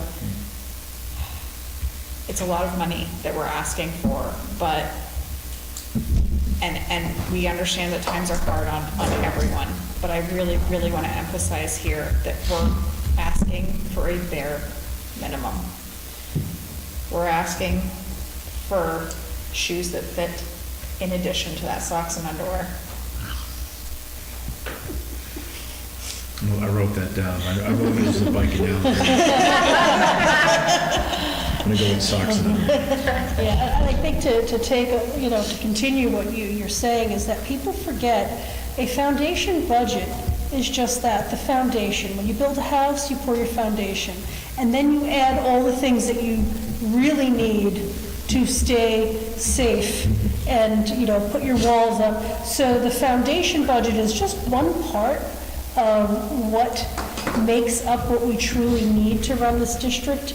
And the fact that, I can bore everybody and talk about the fact that when you go to the formula, the numbers that are used for coming up with teaching staff is based on a bachelor's degree instead of a master's. So they're using the wrong base. I can tell you that inflation was capped at 4.5% again in these formulas, not the 9.1% that it was. So we already are behind on the foundation budget, never mind all of the other things that are needed. So your point is so well taken that this just provides the real basic needs and doesn't afford us the opportunity, which has been the challenge over these years, to really look at that, the district improvement plan and the strategic plan and make huge leaps and bounds to providing that MTSS and the supports needed so that we, the big takeaway is we've got to keep our kids in this school, be it providing services so that they don't go to outplacement, or having them stay here instead of school choice and somewhere else. These things allow us to do that. And I'm very proud of this district for everything that it's been able to do on basically a shoestring budget. I think we have underwear, socks, and maybe shoes with no shoestrings. We had that in. It's amazing what we're able to do, but that also leads sometimes the community to believe that we work this magic and we don't need some of the monies. So you're absolutely right. I think making sure people understand that. And ESSER, in a lot of ways, just masked, we heard about the fiscal cliff. Well, guess what? If we didn't have ESSER, we would have been here 2 years ago. And that just delayed, So was there any good that came out of COVID? Well, for this district, for 2 years, we had extra monies that we were able to use. And that, I hate that was a good thing, but it really did serve the district well. And we lucked out getting this 1.6 million, and it's a lot. And then to ask for more, I can certainly understand where the community, the towns are like, well, you're getting that, and now you need more. But there's nothing in this budget that is extraordinary. When you look at the things we've had to cut, to get to the lower of the numbers, and we still have to ask for more money. Yeah, to piggyback on that, when I anticipate some of the pushback that we might hear from community members, I think for the most part, unless you're involved in education, ESSER funds is something that you're not really sure what that is, what that entails. And, $1.6 million increase is significant. But in 22, when we received almost $1 million in ESSER funds, you start to really consider what would have happened if we hadn't had the ESSER funds. It was helping us keep our heads above water. But 1.6 million will certainly help us continue to keep our heads above water, but only so much because we're not getting the additional funds that we were getting in the last 3 years. So, as I'm out in the community advocating for this budget and supporting this budget, I'm going to make sure that I am, including the idea of ESSER funds and that they're not part of our revenue sources anymore.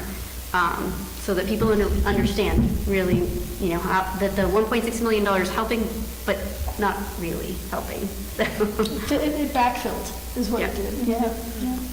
So at the end of the day, looking at your numbers here, Which slide? Madam which Chair? this one, I'm just looking right in front here. I think from a committee perspective, because next week is our actual budget hearing, right? And we plan on voting on a certified budget after that. So I would like to hear some thoughts from the committee on, we've got 3 different scenarios here.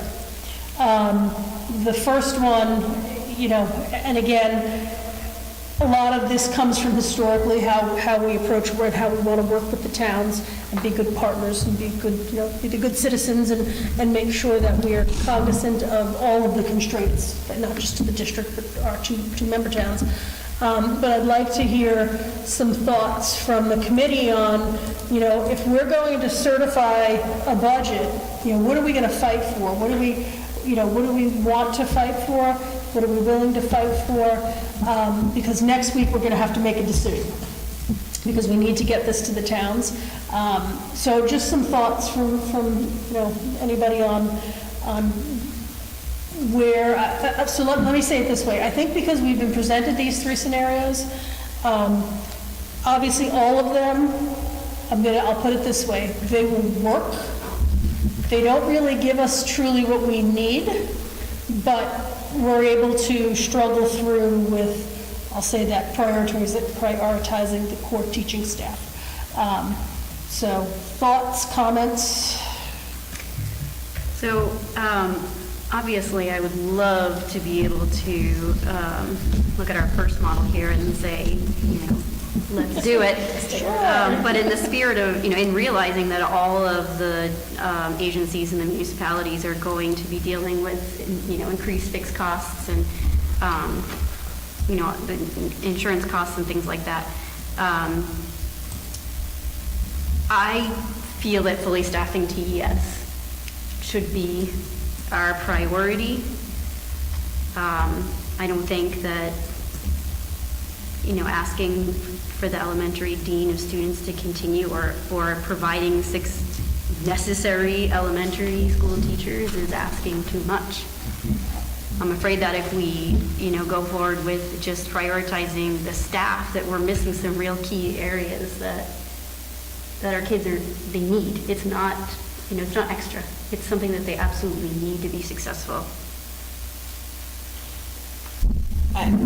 I would echo that. I mean, I basically already said it, but having sat in meetings to understand what that elementary dean of students is contributing, and I want it to be really clear to folks who don't understand what that dean of students is doing. What that individual is doing is stepping in to help kids that need additional support with behavior, with adjustment, with regulation. And what that is a full-time job that is freeing up some of each of the principals' times to go back to spending times with teachers, which is a huge piece of their responsibility. It's not just students. And so if principals cannot be spending time with teachers, then teachers cannot be growing and developing and getting the coaching that they need to develop ongoing so that they can support our students and ensure that we can meet those Massachusetts standards. I as a district, I would be very concerned about our ability to move against those numbers, that 17th percentile, if we did not invest in that dean of students, and those 6 elementary teachers as well. We have a responsibility to our entire district to make sure that we can get back to, you know, getting within an acceptable percentile of performance. It's critical, because otherwise we're going to start losing kids. They're going to school choice out, and then we're going to be in an even more difficult financial position. I mean, to me, fully staffing TES is the bare minimum.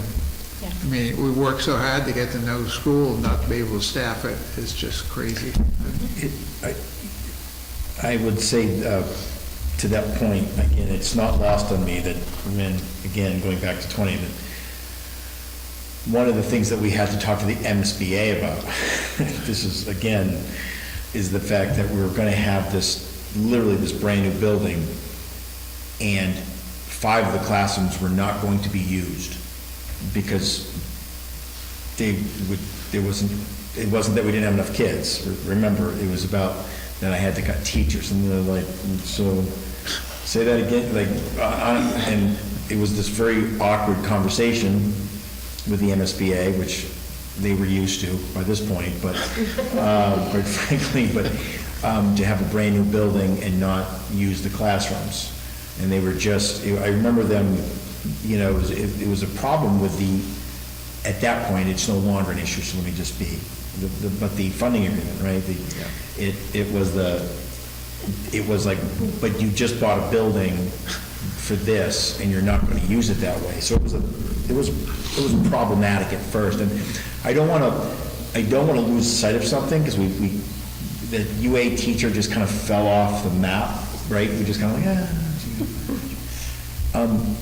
we've used that teacher in a lot of different ways, because when you have 5 teachers, right? So 5 groups of kids have got to go somewhere, right?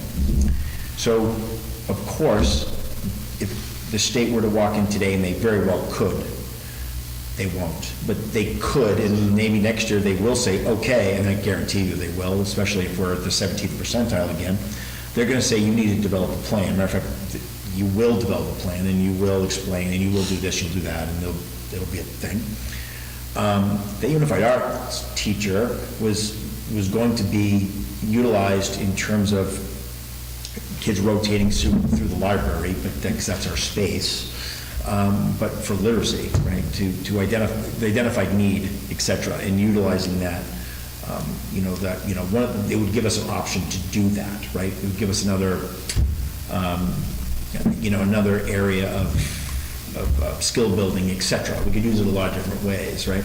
So that, I don't want that to be lost, right, because it's an important thing, and as Molly and I spoke on many occasions, and I've said this to many, I, as the superintendent, have to be worried about the state approaching me and saying, not me personally, just as the district, saying that if you're underperforming and you're cutting teachers and you're increasing caseloads and you don't have enough supports, what are you doing?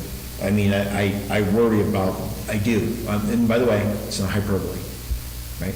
If we get out of 25, 20, 30%, we don't worry about a thing, right? But if not, that is going to be a question that someone is going to, and especially if I take 5 teachers per and bring them down to 4 with no supports. That is another concern I have, the department would have with us.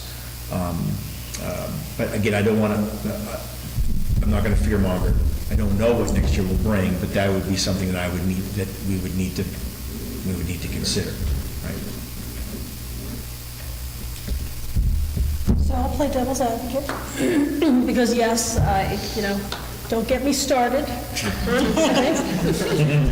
The only number we should even be considering is that one in the first column.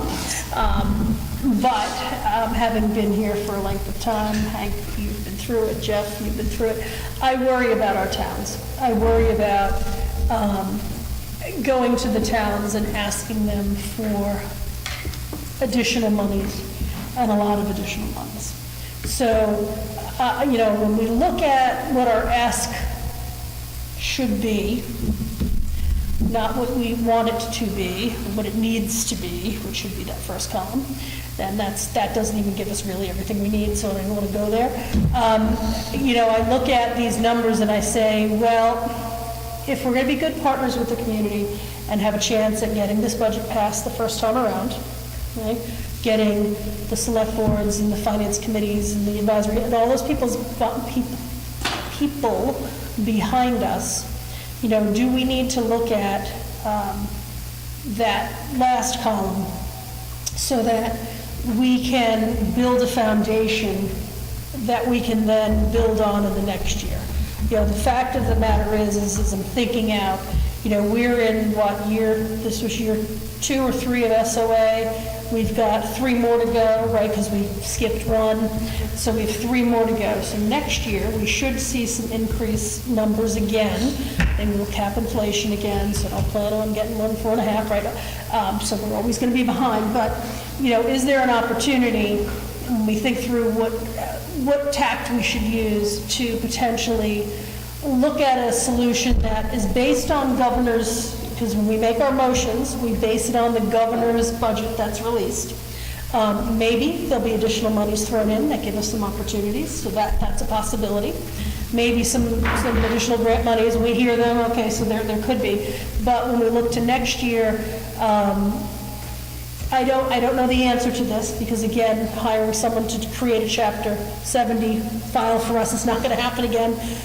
But we should see some growth. Could it be enough to then help us start adding these positions on so that we can get this budget passed? I don't know the answer to any of these questions, but I just want to put it out there as something to consider as we talk about where we need to be as a district in partnerships with our member towns. Madam Chair, I would agree, because we have a much better relationship, for the most part. We do a lot of talking, and, again, I thought the tri-board meeting was very informative. There's a lot of balls in the air. People have got a lot of, everyone has, again, the town has to worry about 12 departments and whatever the case is, and both towns do, by the way.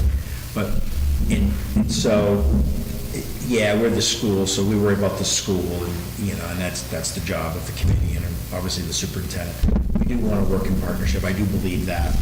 I think that, the town can only, the towns plural can only bear what they can bear. I think that you're right about the fully funding the Templeton Elementary School. Of course, we always hold hope that the state will come through with X, whatever X is. X always equals more, and if whatever more is, will it matter?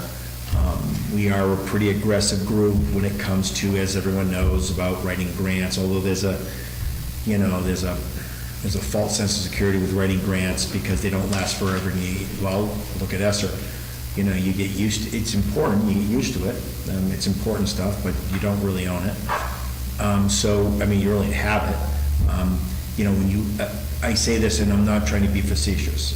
When you look at the numbers of what they could be, and I'm just using the numbers as they currently are, I have no idea what will happen, obviously, next October, right, or September. But given the current numbers, and you got to remember, there are no school choice kids. There are very, very few school choice kids, so these are actuals, right? So, you'd be looking at 20, and I'll graduate the 4th grade, because I don't want to pile on, because they are our largest group, and they'll be at the middle school, right? But you'll be looking at, class sizes of 1st grade 27, 2nd grade 23, 3rd grade 27, and 4th grade at 29. Those are averages, right? And currently they're at 21, 19, 22, and 23. To be candid, is it unusual to have 26, 27 kids in an elementary classroom? Depends, right? Depends on where you live. I'm going to be very candid about that, right? You'd like to keep it at the low 20s. They're not, but you start getting into 30, and you start running into some trouble. I think that I want to be balanced, right? I want to be balanced, but the numbers will be high, very high. I mean, they're high. In comparison to the 60s or 70s, and now, those are high. Yep, you might have gone to school in the 50s, and you may have had 32 kids in your class, which we know, again, I'm not even trying to be funny, you might have had 32 kids in your classroom in the 4th grade, right, 3rd grade, whatever. Most likely you did. The requirements are completely different now. Time is different. Society is different. What we're required to do is different. And where we need to get them is completely and entirely different. Good, bad, or indifferent, agree, don't agree, doesn't, I mean, so we've got to move kids forward, to these standards, and there's only one way to do that. And by the way, I don't believe the paraprofessionals out of this conversation, right? We don't have any paraprofessionals in the kindergarten. None. We are the only district. You pick a mile radius, and it will be appropriate for me to say that we'll be the only district without paraprofessionals in the kindergarten classrooms, right? Now, that does not mean we have less paraprofessionals. We actually have more paraprofessionals than we had, say, 2-3 years ago. They are with kiddos who require specialized intervention, right? Okay? And we presented that data. If we're off by 1 or 2 folks, you get what I'm saying. So it wasn't like we saved money by cutting 12 pairs, at some point in time, and they haven't been. There are some things that we're not even talking about. I fully expect, maybe, I'm going to say this, I'm going to say it out loud, because I was there the first time. I don't know what the community wants or values. I don't. I don't know what the parent base of this district values or not. We will see, but if it's at the elementary level, people are going to have to let us know, right? Let me know. They need to come up to these meetings and say, I think you're full of you-know-what, because you can't do this, or you can do that, or whatever. Whatever they feel, I feel that we need a direction. So if you're a soon-to-be kindergarten mom or dad, and I've just said that your class size is going to be, 27, give or take, and there's going to be no paraprofessionals in the kindergarten classroom, and if you ever put on 27 pairs of boots and mittens, I have, it is impossible. I'm just going to tell you that. So, and if that's okay with folks, I think that, by the way, there's no shade, then it's okay. If the community feels that that's okay, then that's okay. Do I feel it's okay? No, of course not. Right? But I need to know that. And so I'm actually calling folks out. I need to know. When it's a snow day, I receive 100 comments one way or another on Facebook. Okay? I don't personally receive them. I'm letting know. 100. It's going to rain tonight, by the way, icy rain. I'll have 70 you-know-whats on Facebook, one way or another, supporting or otherwise. I think that's great. I have no idea what people think about their education, what their value in education K through 12. Well, K through 12, but let's just stick with K through 4. I mean it. I'm going to say it. So there it is. If folks don't come and say that, and they don't tell us how they feel, we hear that they feel a certain way. So We have one. to piggyback on that. I'm just saying. Yeah, no, I completely How many people agree. are on YouTube right now, Susan? 2, and one of them's me. I'm just, now wait a minute, to be fair, people take the YouTube video and they watch it afterwards. No shade, there's no shade, but when we go back to look at YouTube videos, and we do, to see how many views, we see 12. So one signal we 25. do have from Facebook, though, is that a lot of elementary school parents were posting about concerns with behaviors Yep. happening at that school. Yes, The position that directly addresses that is the elementary dean of students, I agree. period. So if parents think that having some related students is important, that is the elementary dean of students. And I hear you. I hear you that is the right, the bottom one is the right one for our towns. There is no part of me that thinks that's the right one for our students. And I agree with you that it's actually the highest one, but I would really I would challenge the towns to think differently, because if we just go with this 5 elementary teachers, we are placing our district at risk.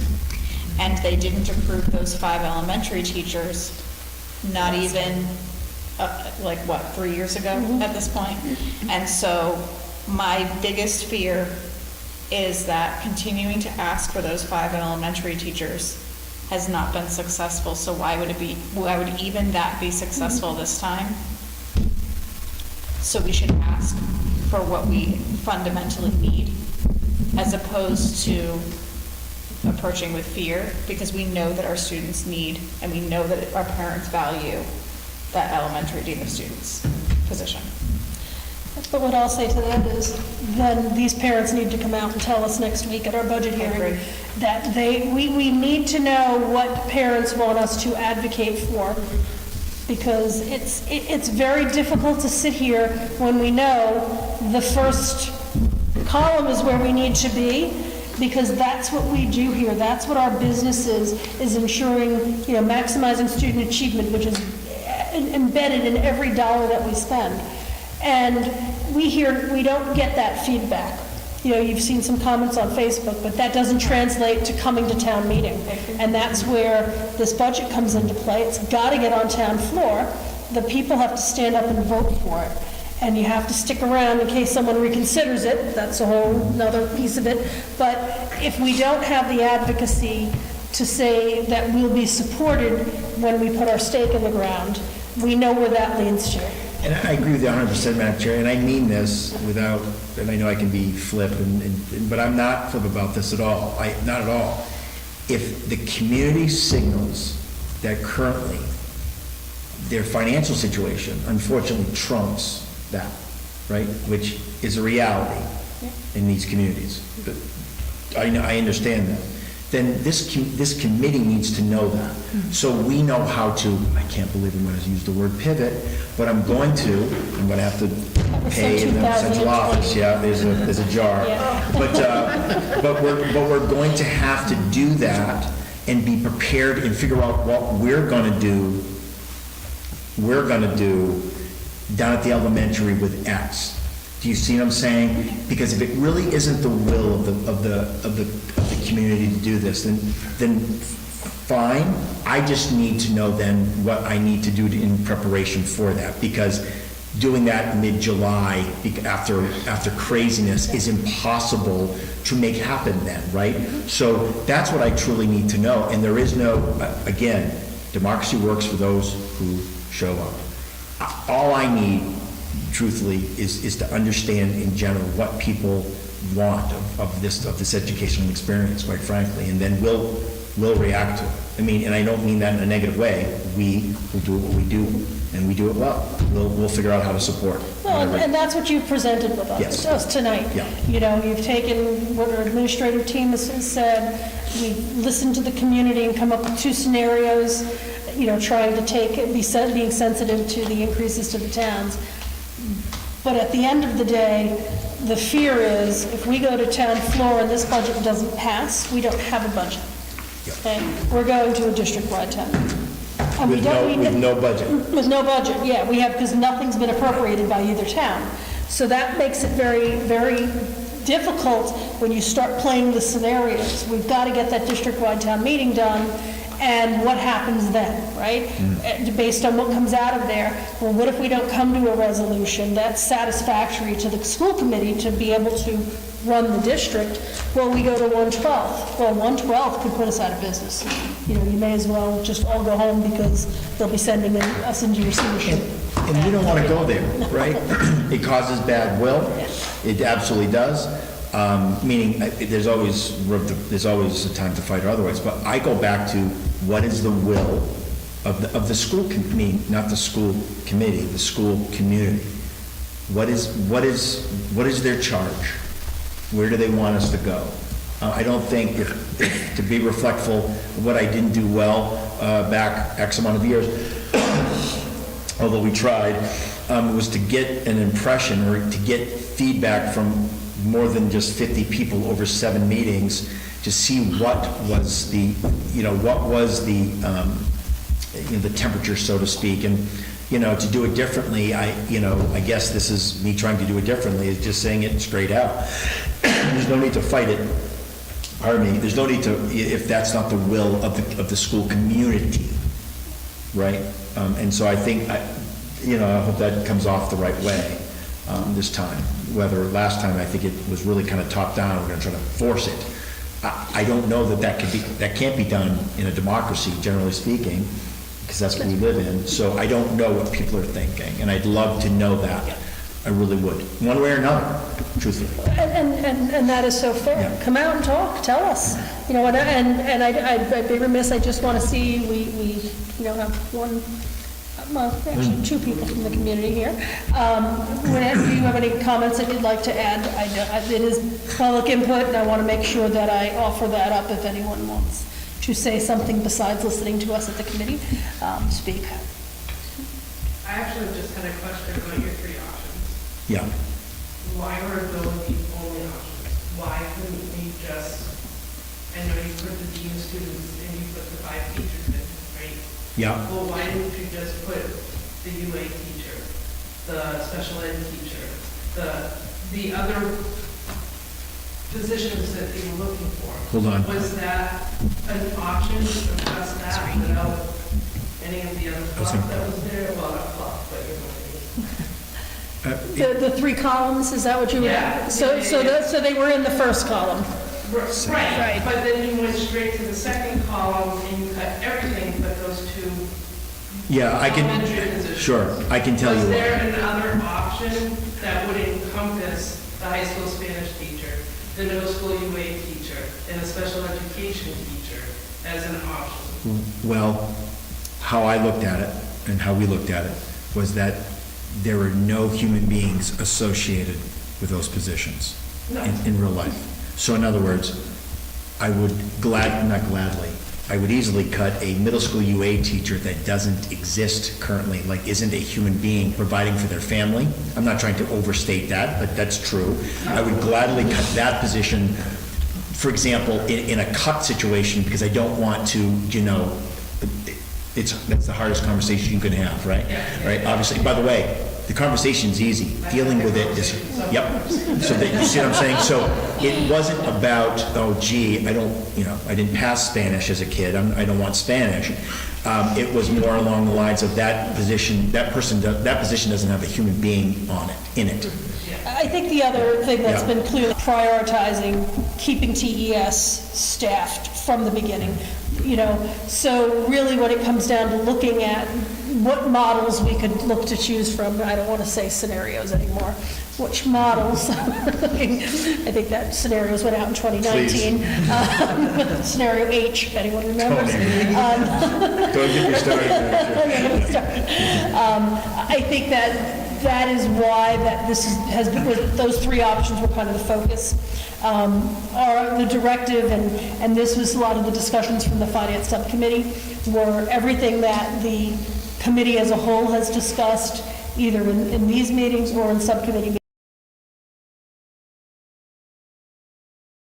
meetings, so that then we can build on that.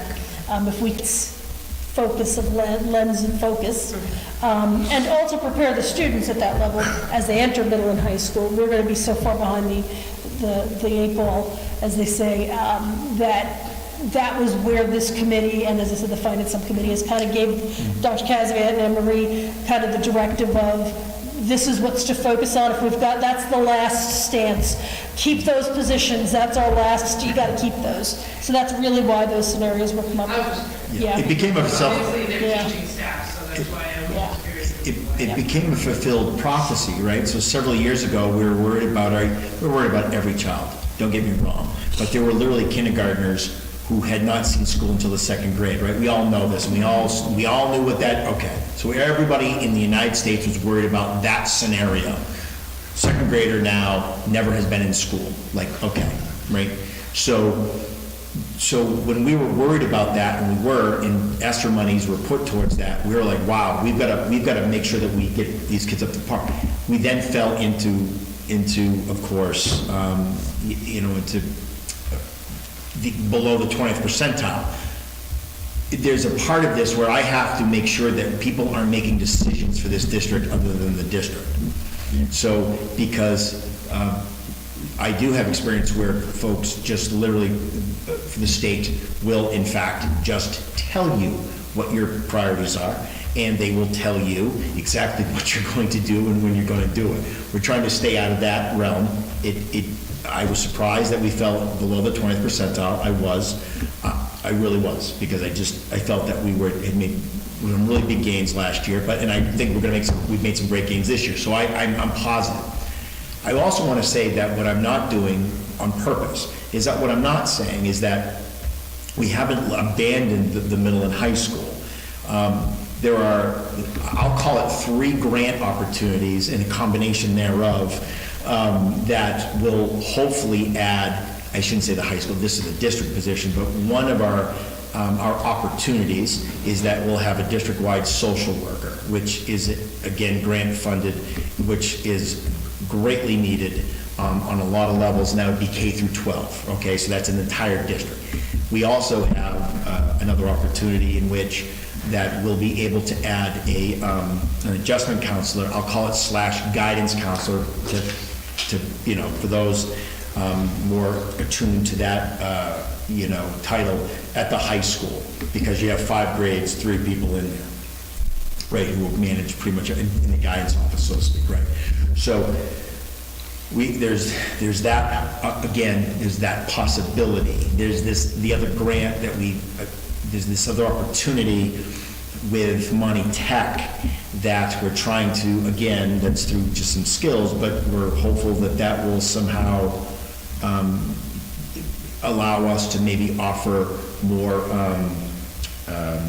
academic coaching, etc. But we're not clear on that yet, right? So what I've learned is not to try to, smoke and mirror this with, but don't worry, high school, middle school, we got to do this. I don't know that those things are going to come through.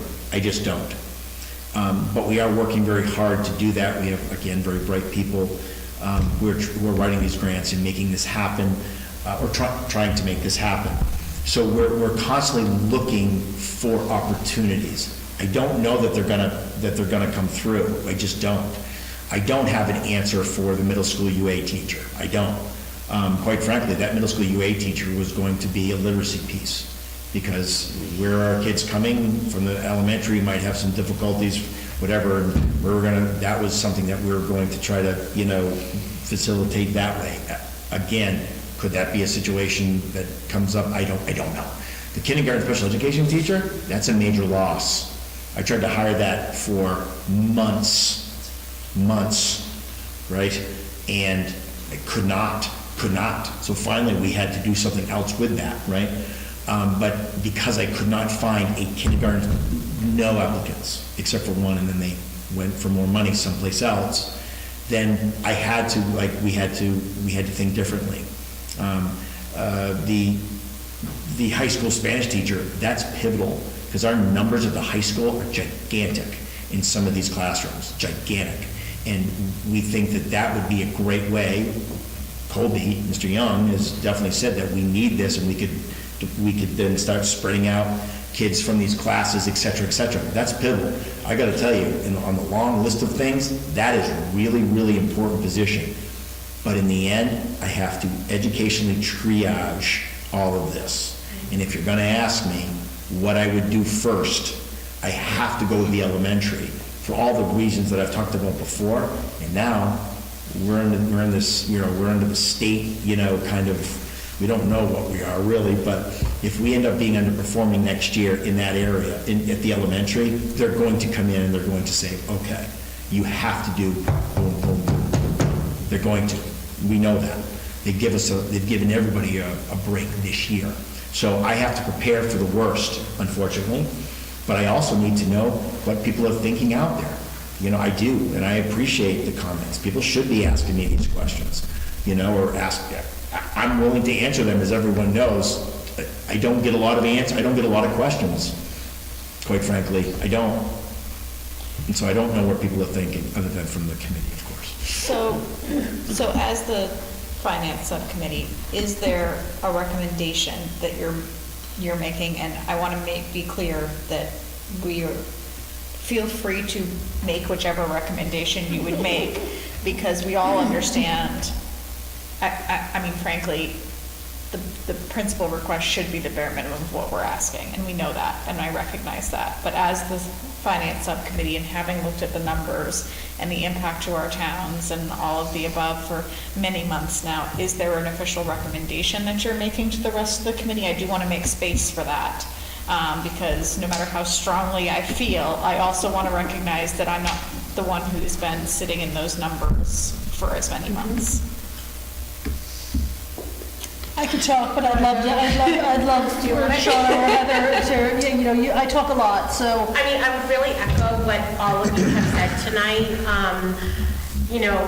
I started getting involved with the budget back in 2019. I saw what we needed as a district. So much has been cut. We tried to make so much of what little that we had. Again, COVID definitely helped us, but we're not there anymore. That money's been spent. As a parent of two in this district and being on this board now, I would love the principal requests, of course. But we do have to be mindful. I mean, if you look at our enrollment, roughly half of the kids in our district are considered low income. So those are parents, those are those moms and dads that are working really hard to put food on the table, put a roof over their kids' heads. So what I would love to see next week is have parents come and talk. Maybe not talk specifically about their child, their certain circumstances, but in general. I want to know about the classrooms. I want to know about the behavioral issues that are going on at TES that parents have shared with me. But I want others to hear that as well, and not just them telling me and then I share with my board, with our committee. I would like more questions to come into central office so that these questions can be addressed.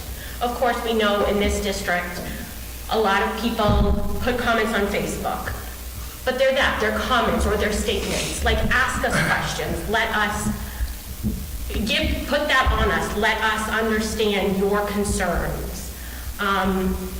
Because my concerns are these children that are at TES, if they're not getting what they need educationally, behaviorally, they're going to go into the middle school, they're going to go into the high school, and those are other issues. And like Dr. Cassavant said about triaging, it's going to be more of a cost, right? Because we're going to be providing more services to these children. We don't want to out-district these children, right? That's more money. We can do it. We talk about we can do it better, so let's do it better. So of course, principal request would be what I would love to do, but to be mindful of parents and community members coming out of a pandemic and what they can and cannot afford. So I guess I would pick the middle of the road, the fully staffing the TES, but again, next week I would really, really love parents to come out and talk to us. Community members to talk to us, not just parents. So I guess that's my call, to have people come and talk to us, to really guide us before we make a vote next week. We didn't have a unified recommendation, so let's start there. I just want to make sure that you could hear some of the discussion that we had. Yes. And how, which drove also, why these models are here. Heather, if you want to. Yeah, as much as I'd like to want the sun and the moon, I fear crippling our towns by asking for everything we really want, really need. So looking at just that prioritizing the core, that's already over a 4% increase for Templeton and over almost a 7% increase, 6.64%, or excuse me, sorry, reading the wrong line. Almost a 10% increase for Phillipston. Did I just read the wrong paper? Yep, I did. I'm pointing at the wrong paper. But those are already pretty big jumps for them, just the minimum contribution. And we need all the rest of the services our town provides us, just as much as the children need the services we provide. So, I don't want to be the least optimistic, but prioritizing the core, I think, is where I'm looking at. Can I just jump in here? My concern with going with prioritizing the core, sorry, is when I think about the financial impact on my neighbors and my community that I obviously really care about. My concern is that if we just prioritize the core teaching staff, when you think about a parent's decision regarding the school their child's going to go to, it's class sizes, it's performance, and those things are, we're the 17th percentile. We're looking at class sizes 25, 26, 27, if not higher. I know parents are feeling nervous. They're not feeling comfortable with that. We're going to start seeing kids choice out. Our differential, our blue line, is going to start getting smaller, and then potentially next year, and the year after that, and the year after that, we need more money. We need to fund those 7 teachers that are part of their school choice, and so when we're coming back to the town the next year and the year after that, I'm hurting my neighbors, I'm hurting my community members more, because every year I'm putting my hand out and saying, we're still at the 17th percentile and our class sizes are getting bigger, kids are choicing out, and I need more money because we have 7 more teachers that we now have to cover. And so it makes sense that we're thinking about what's the least amount of impact we can have on the towns, but I'm not sure that last column is feasible. I'm almost fearful that it's going to make it harder for the towns financially moving forward. And I want to make sure that this isn't a call, I just whispered, this is in no way, I will say from my seat, a call at any level for an override. Right. Which is very different than 20, because we've made some parallels, right? We've made some parallels. That's not what this is, right? From my perspective. What this is really communicating with the towns what our needs are, and the towns, of course, meaning select board and then of course to the town meeting. I just want to make sure that that's clear, because I think it sounded almost like a rally for that. and that from my, I'll only speak of. Is my passion getting in the way? I can tone it down. No, my words. No, listening from I'm talking about the words that I said. And don't get me started. Don't. So my point is that I just want to make sure that that's not what the intent of my comments were. Yes, which is a great lead into my comments now. A couple of things, and I know I go to the numbers and it drives people crazy, but if you figure about half of the town's budget is made up of the school, right? And we're going to ask for,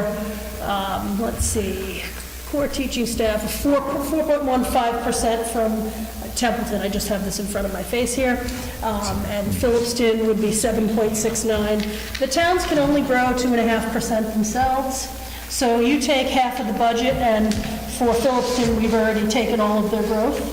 And for Templeton, we've taken almost all of their growth. Now, that doesn't take into account new growth, and don't get me started, because I can go on quite a bit about this. But my concern is that respecting the towns, parroting a lot of what's been said, we're coming out of a pandemic, the towns are still trying to find their footings, to see exactly where they are from an expense perspective. They do have some ARPA funds left.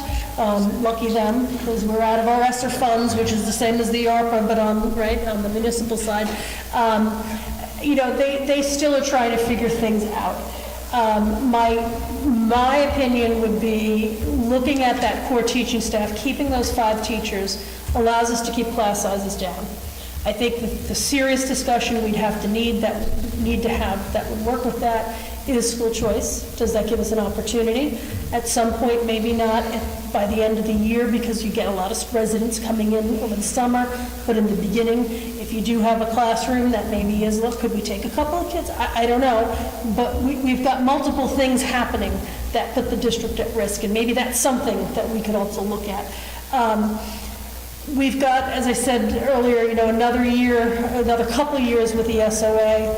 Hopefully that Student Opportunity Act can bring in some additional funding. And again, I'm really hopeful with what I've seen in the districts. There's movements to change the 59-41 to 54-46. What that means is that the towns they want the towns on average to bear 59% of the costs. They want to move that to only 54%. And Templeton pays about 37 or 38% because of the economics of things. So that would help them. That would help Phillipston. So there's a lot of things in play that I think have finally started to get a little bit of traction. And it's gone past the, okay, and they put those people on the committees and they don't listen to them and they give them the offices in the basement. But there's some powerful voices out there right now in the legislature that are looking to increase circuit breaker even more because of that 14%, right? So there's a lot of things. So again, that first column to me isn't even enough.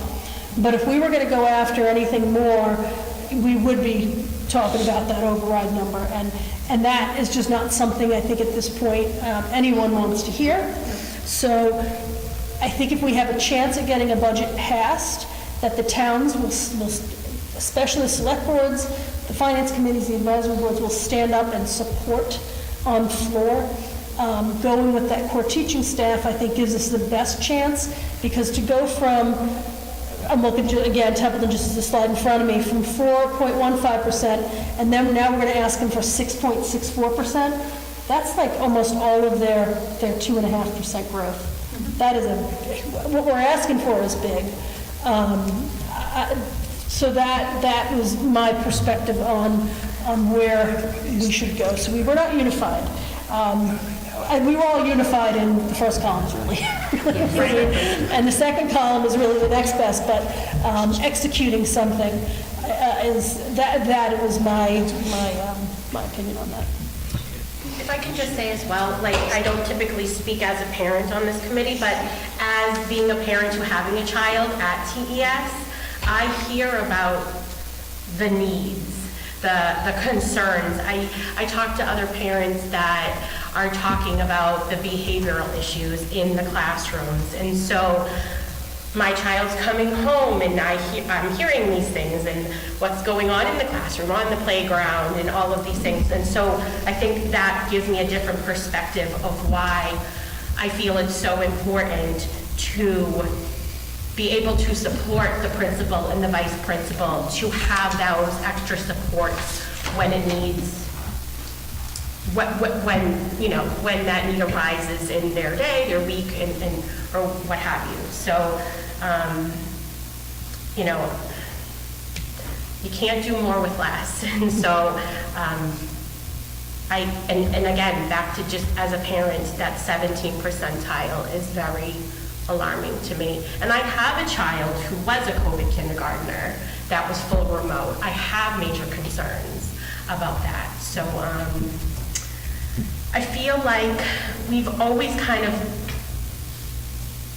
done what is bare minimum. And I don't know, did the bare minimum get us to at that 17th percentile? I don't know. I know that we have amazing teachers and they do wonderful things, but sometimes you just can't keep doing that, right? I mean, you hear all over the news about burnout, teachers leaving their professions. I hear about it all the time.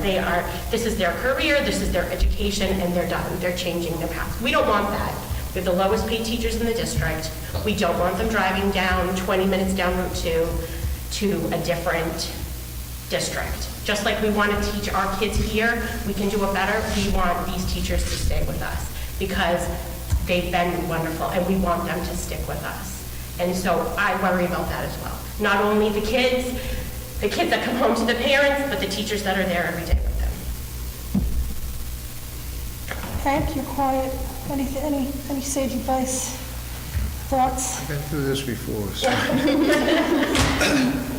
Yeah, I'd have to stick with the full funding TES, just because that's on the building for 12 years, so,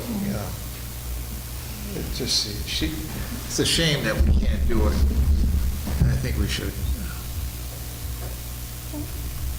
Jeff, anything to add? You've been quiet? Yeah. I guess, I would just say that I think this group, you know, they work very hard as they do every year to put together a budget that we feel necessary, what we need. My colleagues here have said, we do want to be good partners with the towns.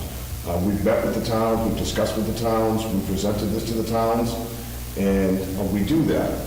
But the charge of this committee is to do what is best for the students in the district, and I think we need to keep that in mind, okay?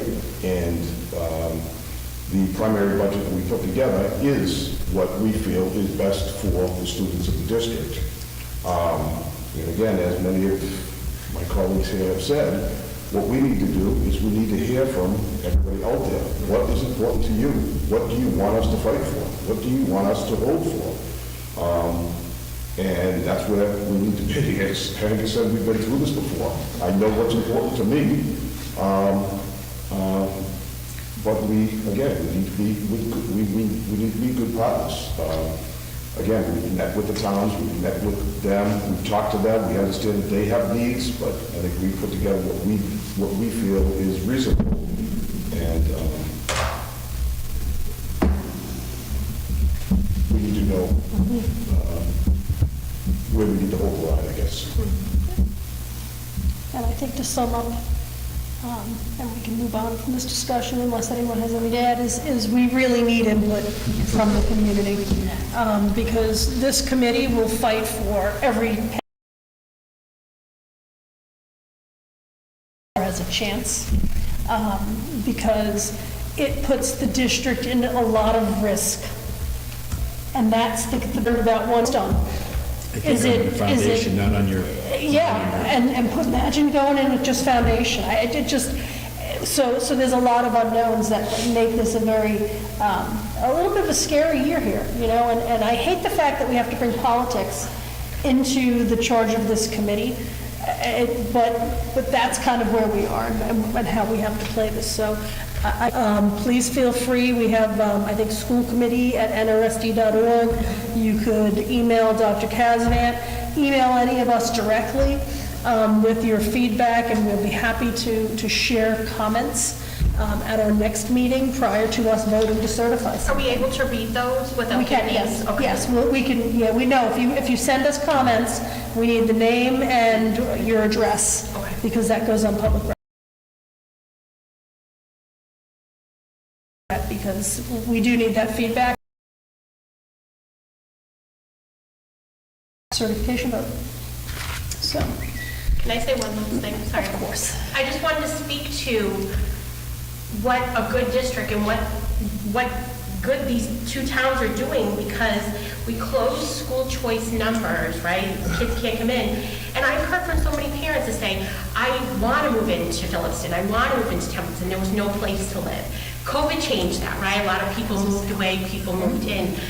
We've never, and we've talked about it many times, the amount of kids that moved in district seats, not school choice kids. And that speaks to the district and the towns that we're doing something right, because those numbers don't lie. And so I just feel like we're all working to the same goal. It just might look a little different at times, but when I've heard from parents, I want to move into these towns, and they weren't able to, and they did. Or they wanted to school choice into this district, and they couldn't because it was closed. So they figured out a way, because that's what parents do, right? That's what we do, we figure out a way, just like our teachers. And so I think there's a lot to be said about that.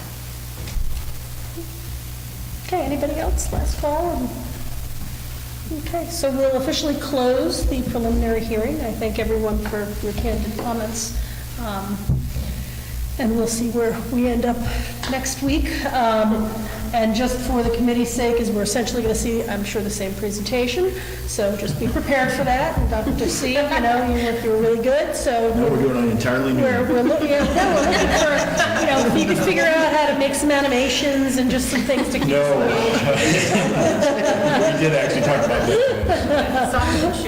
You know, maybe slide 17 should be wake up school committee. We thought Is that about something? an interpretive dance. It just didn't work. There you go. Show up in the elf costume. We sell tickets to that. I choreographer wasn't available. So I'm going to officially close the preliminary budget hearing, so thank you everyone for that. We only have a few other items on our agenda for this evening. There was nothing that came up within 48 hours, so we're good there. School committee comments, I'd love to hear from all of you, but don't feel like you have to say anything because we've heard a lot. I just want to, I'm going to go first, and I just want to say we have some crazy kind of adult-oriented fundraiser happening this Lions. 80s prom. 80s prom. When is it? It is March 11th at the Baldwinville American Legion. Excellent. It's from 7 to 11, I think was the time. There should be a raffle table. Then we have a live band, timeless. The drummer is an alum of the school, so it'll be fun. Okay. And are tickets for sale? Can they get them at the door? At the door. At the $20 door. at the door. Okay, so everybody's come out, pull the old 80s gear. I know I'm looking at some of you that I know have those 80s things. Still wearing it. I think I was gonna say, I definitely know I have some of corduroys those. coming. So that, I just want to make sure everybody's aware of that. Anybody else had anything that they just want to throw out there for comments? Okay, so the last piece is subcommittees, and I'm going to defer on doing a full update on those.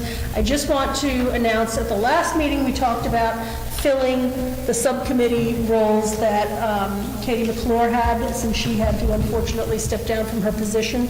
There were 3. I did get some interest, so I just want to announce that for the academic subcommittee, Shauna, we'll put you on that. For the facilities subcommittee, Heather, you will do that. And for long-term... That's the best one, by the way. It is. I started in facilities. It was great. I was quite excited when I started working with both the boys. There you go.